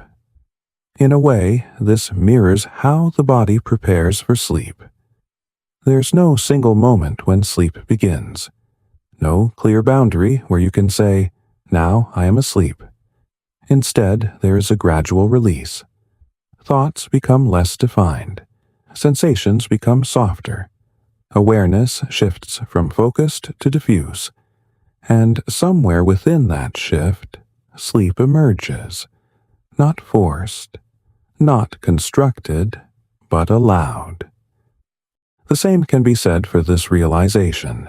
It does not arrive as a statement. It emerges as the mind loosens its need to separate, to define, to resolve. You may notice that the story itself has become less important. Not gone, but quieter. The details are still there, somewhere, but they are no longer at the center. What remains is the feeling of continuity, of something steady beneath the change, of something that does not need to be followed to be present. And as you rest with that feeling, there's nothing more you need to do. No need to return to earlier parts of the story. No need to remember specific facts. Only to remain here, in this softened space, where understanding is no longer something you reach for, but something that gently settles, then fades into the background. Imagine now, not as a clear picture, but as a sensation that you are moving slowly through a forest, not walking with effort, not searching for anything, just drifting, as if the ground carries you, or the air itself is enough to guide you forward. The trees are tall, but their edges are soft. Their shapes blend slightly into one another, Light moves through the canopy in slow, shifting patterns. There's no need to identify each tree, no need to name them. They exist as part of a larger presence, a continuous field. Somewhere within this forest, sassafras grows, not highlighted, not marked, simply part of the whole. You might pass near it without noticing, or you might sense it briefly. A change in the pattern of leaves, a faint difference in the air. But even that does not need to be held. Everything here is allowed to come and go. The forest does not ask you to remember it. It does not require your attention to continue existing. It simply is. As you drift further, the ground beneath you feels softer, the air more still, sounds become more distant. If there are any, they are quiet, like leaves shifting gently, or a faint movement far away. Your body, wherever it rests in the real world, begins to mirror this softness. Muscles release tension without effort. Shoulders settle. Jaw relaxes. Breathing becomes slower, more even. There is no need to adjust anything. These changes happen naturally, as the mind lets go. The forest becomes less detailed, more like a sense of space than a collection of objects. Light fades slightly. Colors soften, edges dissolve. You are no longer moving through the forest. You are simply within it. Or perhaps the forest is within you. There is no clear boundary, only a shared stillness. In this space, time does not move in the usual way. There is no sequence, no before or after, only a continuous present. And within that present, everything feels held, safe, unchanging. There's nothing to anticipate, nothing to return to, only this gentle, quiet drifting. If thoughts appear, they pass through like faint shapes, not fully formed, not needing attention. If sensations arise, they settle quickly, becoming part of the background. Everything becomes lighter, less defined, more distant. And as this drifting continues, even the idea of the forest begins to fade. Not disappearing suddenly, just becoming less necessary, like a dream that no longer needs its setting. Only the feeling remains, soft, open, still, and in that stillness, without effort, without intention, you move gently closer to sleep. There's a point where even the idea of following something begins to dissolve. Not because it ends, but because it is no longer needed. The story has carried you far enough, and now it begins to loosen, like footsteps fading into softer ground. You may notice now that your thoughts are slower, not as sharp, not as structured. They do not arrive in full sentences anymore, but in fragments, in impressions, in something closer to feeling than language. This is natural. The mind is shifting away from analysis, away from holding, away from effort. And as it does, everything begins to soften.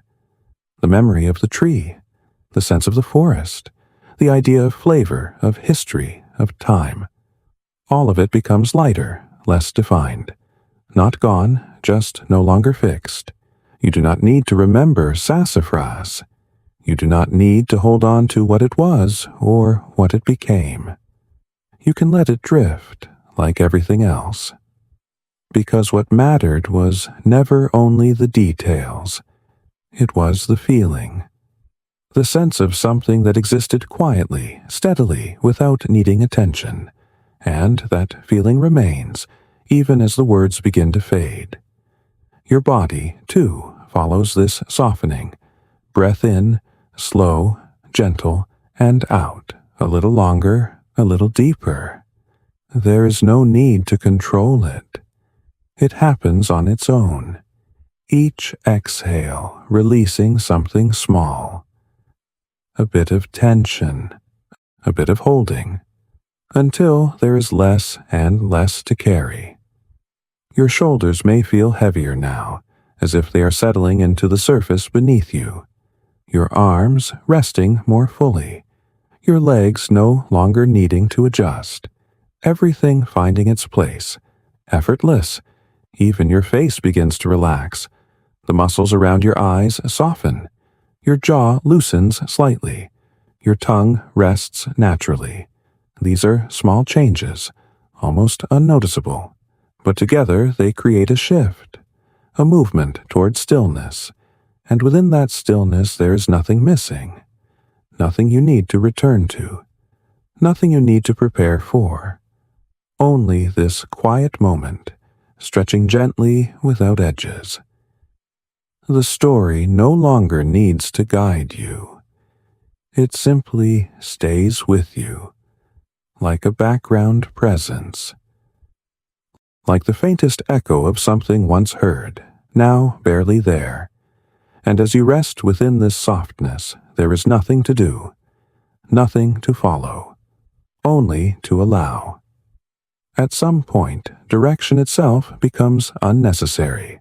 You're no longer moving toward anything, not toward the end of a story, not toward a conclusion, not even toward sleep. Because sleep is already approaching, in its own way, at its own pace. You might notice that time feels different now. Moments stretch or blur. It becomes harder to tell how long you have been here, and that is perfectly fine. There's no schedule here, no need to measure, only this gentle unfolding. If any images remain, they are faint now. The forest is no longer clear, the tree no longer distinct. Only a sense of space, a softness, a quiet openness, like being surrounded by something calm without needing to see it. Your awareness begins to drift, not in a specific direction, just drifting, like something floating in still water. No current, no effort, no resistance. If thoughts appear, they are lighter than before. They do not hold shape. They come and go without leaving traces. You do not need to follow them. They dissolve on their own. Your breathing continues, slow, even, barely noticeable. Each inhale gentle, each exhale longer, softer, and with each breath out, you may feel yourself sinking just a little deeper, not physically moving, but settling, as if the boundary between your body and the space around you is becoming less clear, more blended, more at ease. There's no need to check anything, no need to return to awareness. You can let go of even the idea of listening. The words continue, but they no longer require your attention. They are simply there, like distant sound, like something carried on air. And as you drift further, even that begins to fade. The space becomes quieter, more still, more complete.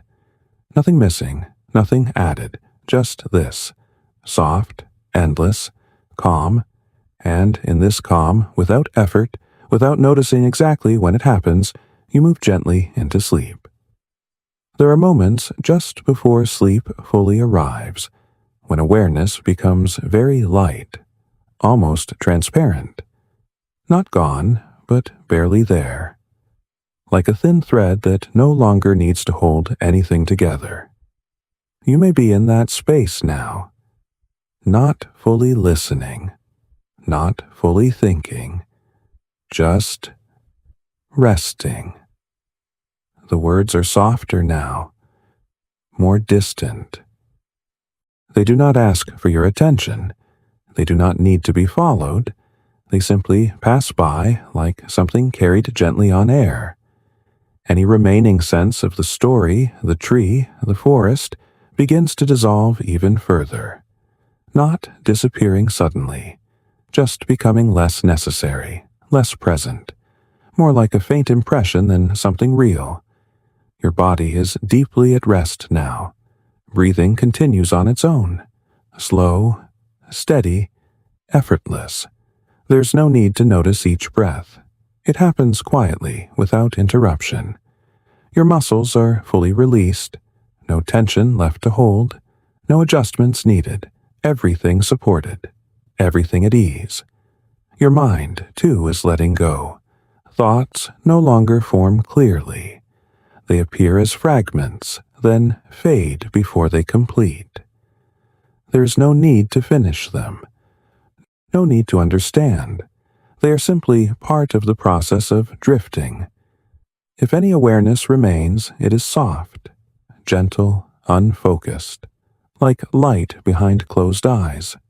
Not something you look at, just something that is there. And even that begins to dim, little by little, without effort, without direction. There's nothing to return to, nothing waiting, nothing unfinished. Only this quiet, continuous release. And as that release deepens, the last threads of awareness begin to loosen. Not all at once, just gradually, like something unwinding, until there's almost nothing left to hold. And even that is enough. You are safe now. There's nothing you need to do, nothing you need to remember, nothing you need to follow. Everything has already slowed. Everything has already softened. Your body knows how to rest. Your mind knows how to let go. You do not need to guide it. You do not need to help it. Just allow it, gently, quietly, without effort.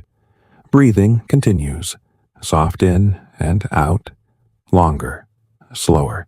Each time, your body sinks a little deeper, not moving, just settling, supported, held, completely at ease. The space around you feels still, calm, unchanging. There are no edges here, no boundaries, only a soft, open quiet. If any thoughts remain, they are distant now, barely there, like echoes fading. You do not need to follow them. They drift away on their own. Everything drifts away, slowly, gently, without resistance. You are safe now. Nothing can disturb this moment. Nothing needs your attention. Nothing needs to be done.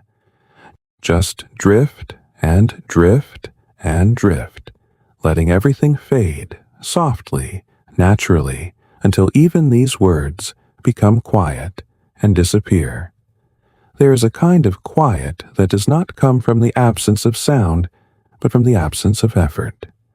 A quiet that exists when nothing is being held, nothing is being followed, nothing is being asked of you.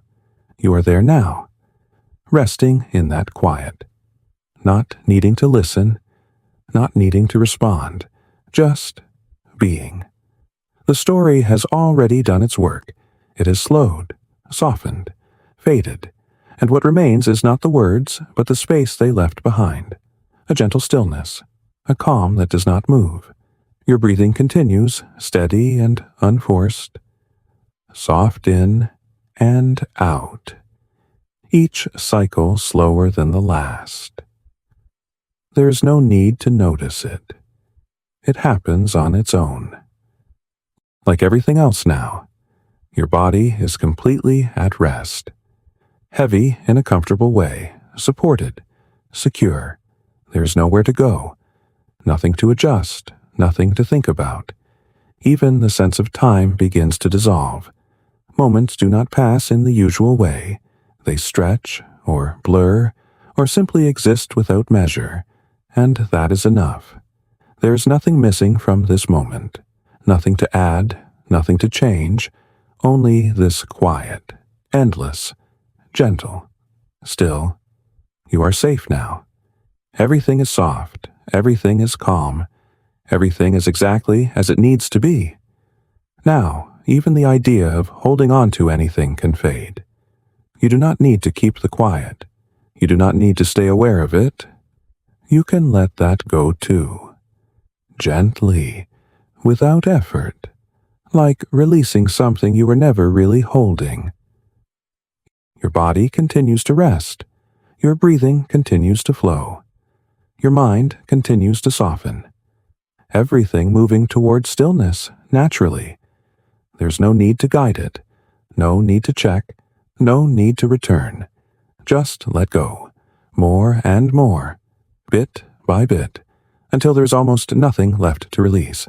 And even that disappears. You are safe now. Drift away, slowly, softly, drift away into the quiet, into the stillness, into sleep. There is a level of stillness where even the idea of stillness no longer needs to be held. It is simply there, complete, without effort, without awareness of itself. You are resting within it now. Nothing is moving in a way that needs your attention. Nothing is forming that needs to be followed. Everything has already settled. Your breathing is soft, almost unnoticeable. A gentle rise, a gentle fall, each cycle blending into the next. There is no separation between one breath and another. No beginning, no end, only a continuous, quiet rhythm. Your body feels distant now, not gone, but less defined, as if it has become part of the surface beneath you, supported, held, without weight. Your mind is even softer. Thoughts no longer take shape. They do not form into words. They do not complete. They simply dissolve before they begin. There is no need to notice this. No need to observe it. It is happening on its own. Everything is happening on its own. This is the deepest part of rest, where nothing is required, where nothing is expected, where everything is already complete. You are safe now. There's nothing to return to, nothing waiting, nothing unfinished, only this quiet, endless, still, and as you remain here, even this awareness becomes lighter, fainter, more distant, until it too begins to fade. Now the words themselves begin to lose their shape. They're no longer something to hear, no longer something to follow. They become softer, slower, more like a distant rhythm than language. You do not need to understand them. You do not need to notice them. They are simply there, fading, drifting, like everything else. Your breathing continues, slow, even gentle. Your body remains at rest. Your mind remains open, but even those ideas begin to dissolve. There is no need to think about rest. No need to think about sleep. You are already there, already moving deeper. Without effort, without direction, just drifting, drifting, drifting. You are safe now. Nothing can reach you here. Nothing needs to. Everything is quiet. Everything is still. Drift away, softly, naturally. Drift away, and let everything fade. Everything is soft now, so soft that even noticing it becomes unnecessary. The quiet is no longer something around you.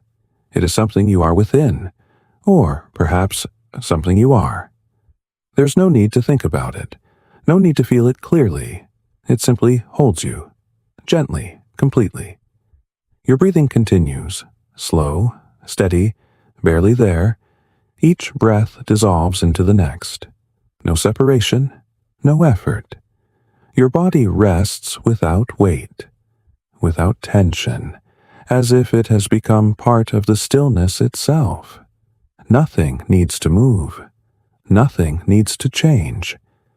Everything is already settled. Your mind is quiet, not trying, not searching, not forming, just still. If anything appears, it fades immediately, without resistance, without trace.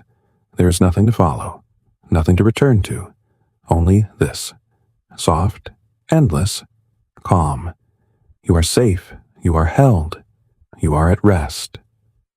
Now, even the sense of drifting begins to fade.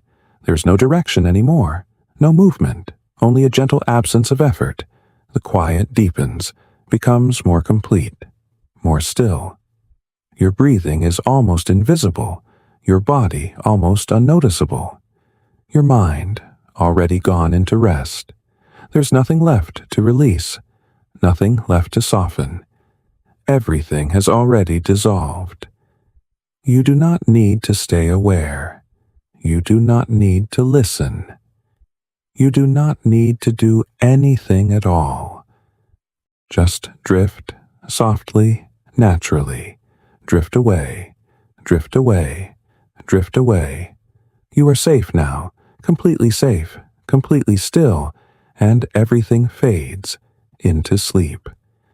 There is a space that comes after all effort has ended, after all movement has slowed, after even the idea of following something has gently dissolved. It is not empty in the way silence is often imagined.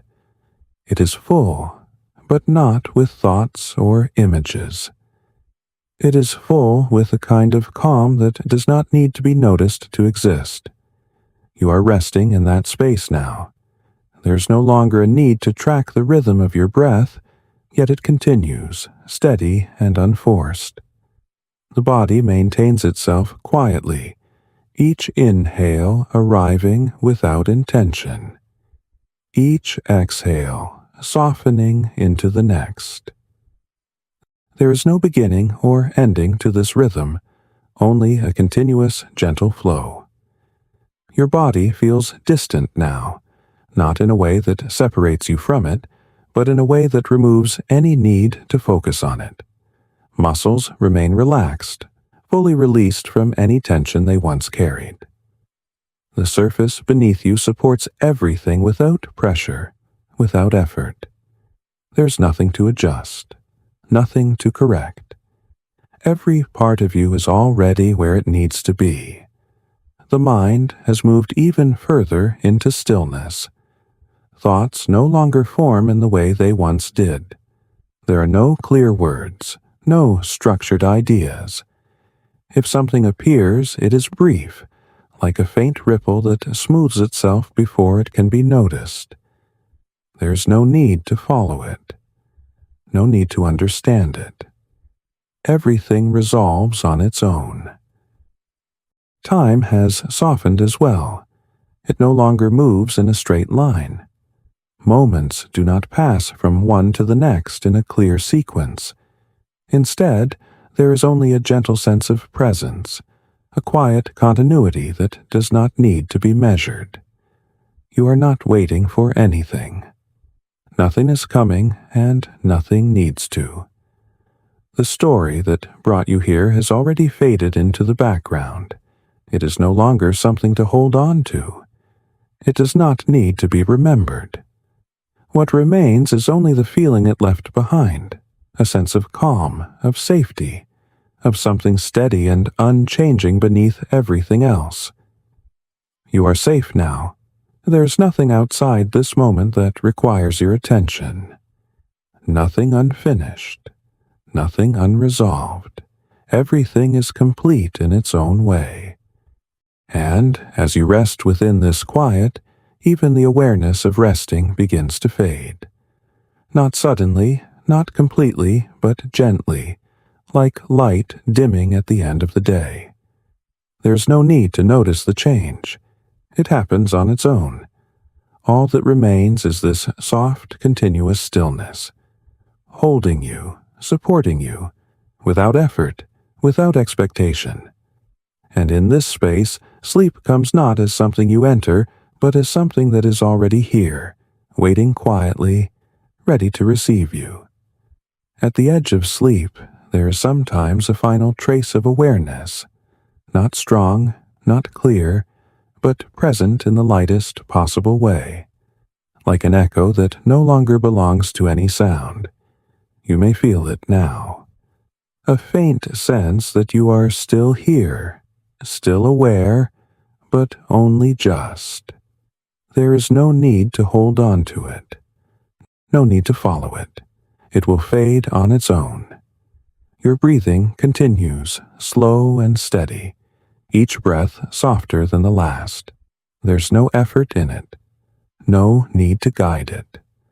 The body knows exactly what to do, maintaining its rhythm without interruption.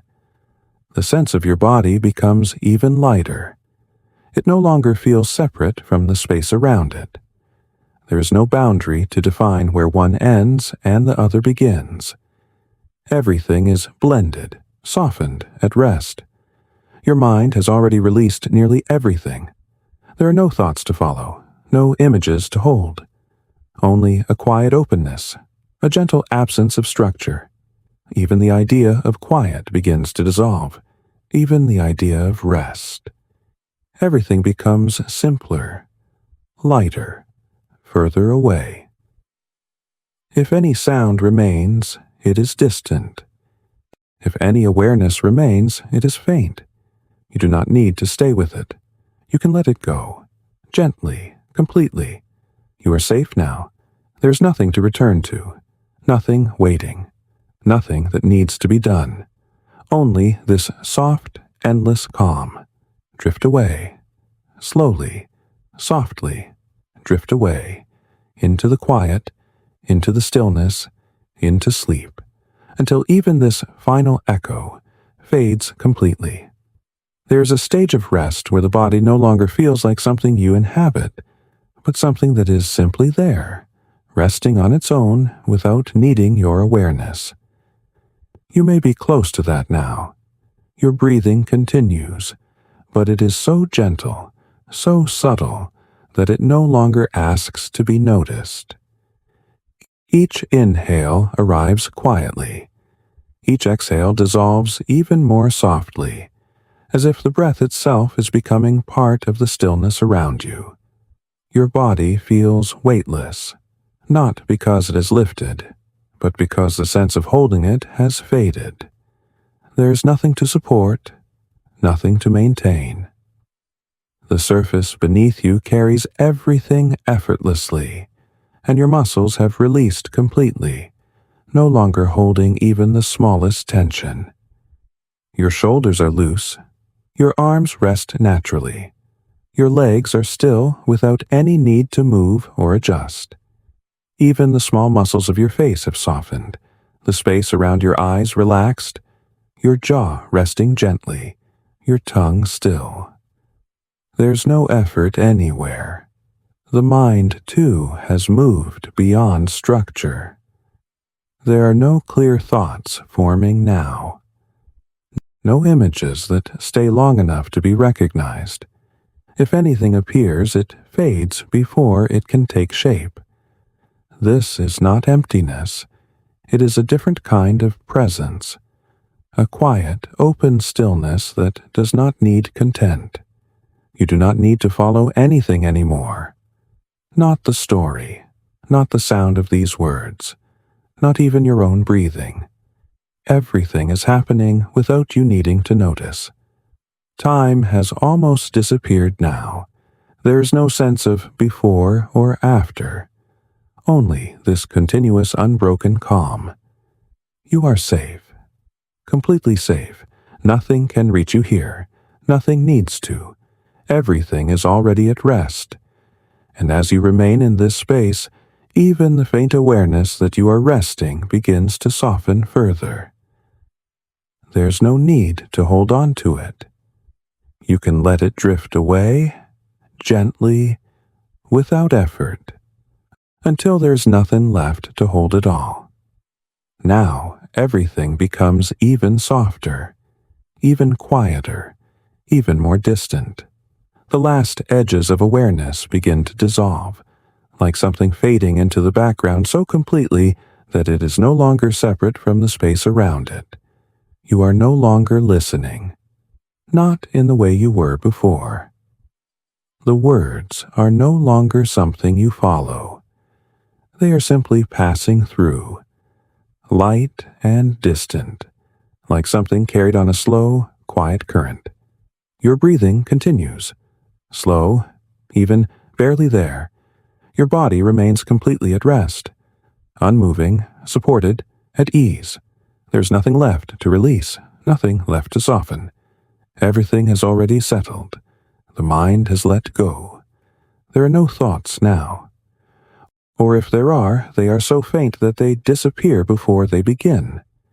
There's no need to notice them, no need to follow, only this gentle drifting, endless, effortless. You are safe now. There's nothing outside this moment, nothing to return to, nothing to remember, only this quiet, this stillness, this soft, continuous rest. Drift away, slowly, softly, drift away, and let everything fade until even this moment is gone. There is a depth of quiet where even the idea of quiet begins to disappear. It no longer feels like something around you. It simply becomes the atmosphere of everything, the space you are resting in, the gentle background of your breath, the softness that holds your body without asking anything from it. You are resting there now. Your breathing is steady, almost invisible.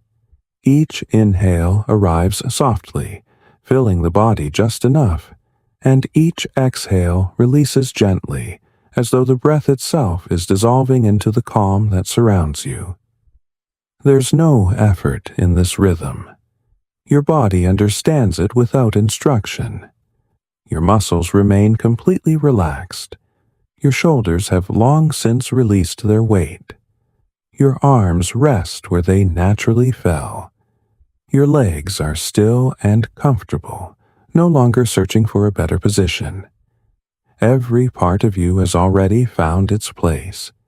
Even the smallest muscles, those around the eyes, the brow, the jaw, have softened fully. Nothing is holding tension now. Nothing needs to. Your mind is even quieter. There are no clear thoughts anymore. No sentences forming. No images asking for attention. Awareness has become light and spacious, like an open sky with nothing moving across it. If something appears for a moment, it fades before it can take shape.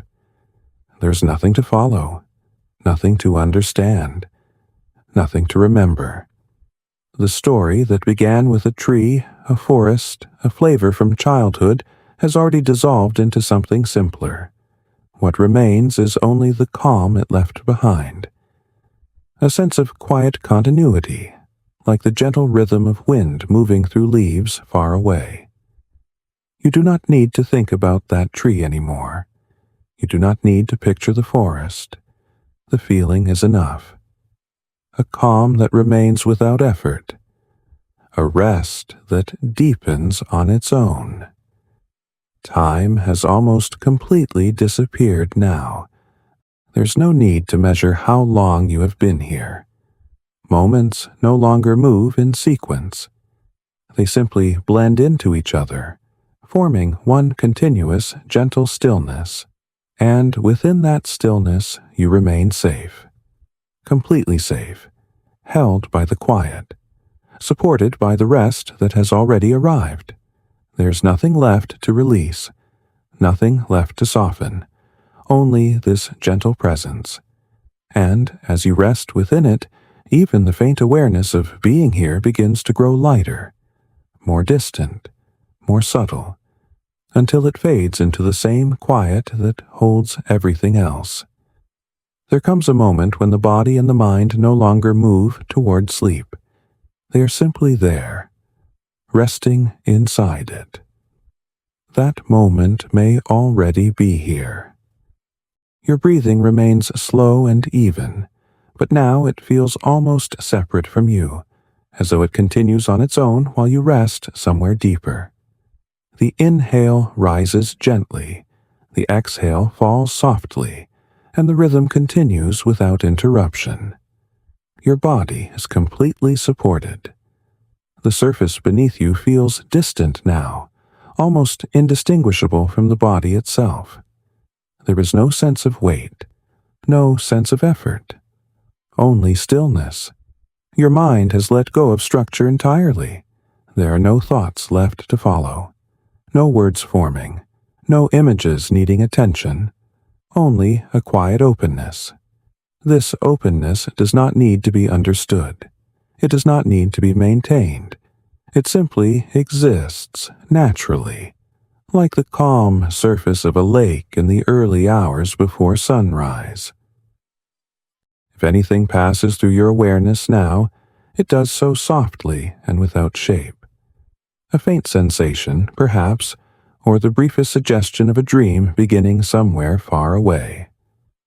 But even that fades quickly, because sleep has already arrived, not suddenly, not dramatically, but gently, like the slow dimming of light at the end of the day. You do not need to notice the moment it happens. You do not need to hold on to it. Your mind continues to drift deeper, carried by the quiet rhythm of breath and the calm stillness of rest.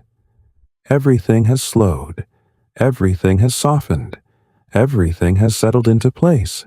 You are safe. You are resting. And the quiet continues to hold you, gently, completely, as sleep deepens around you. There's nothing left to follow now. No story, no direction, no movement toward anything. Only a quiet that continues on its own. You are already resting inside it. Your breathing is soft, so soft it almost disappears into the stillness. Each inhale arrives without effort. Each exhale fades without resistance. There's no need to notice the rhythm anymore. It carries itself. Your body is completely at rest. No weight, no tension, no need to adjust. It feels as though the body is no longer separate from the space around it, as if everything is blended into one continuous, gentle calm. Your mind has released everything. No thoughts remain, no images form.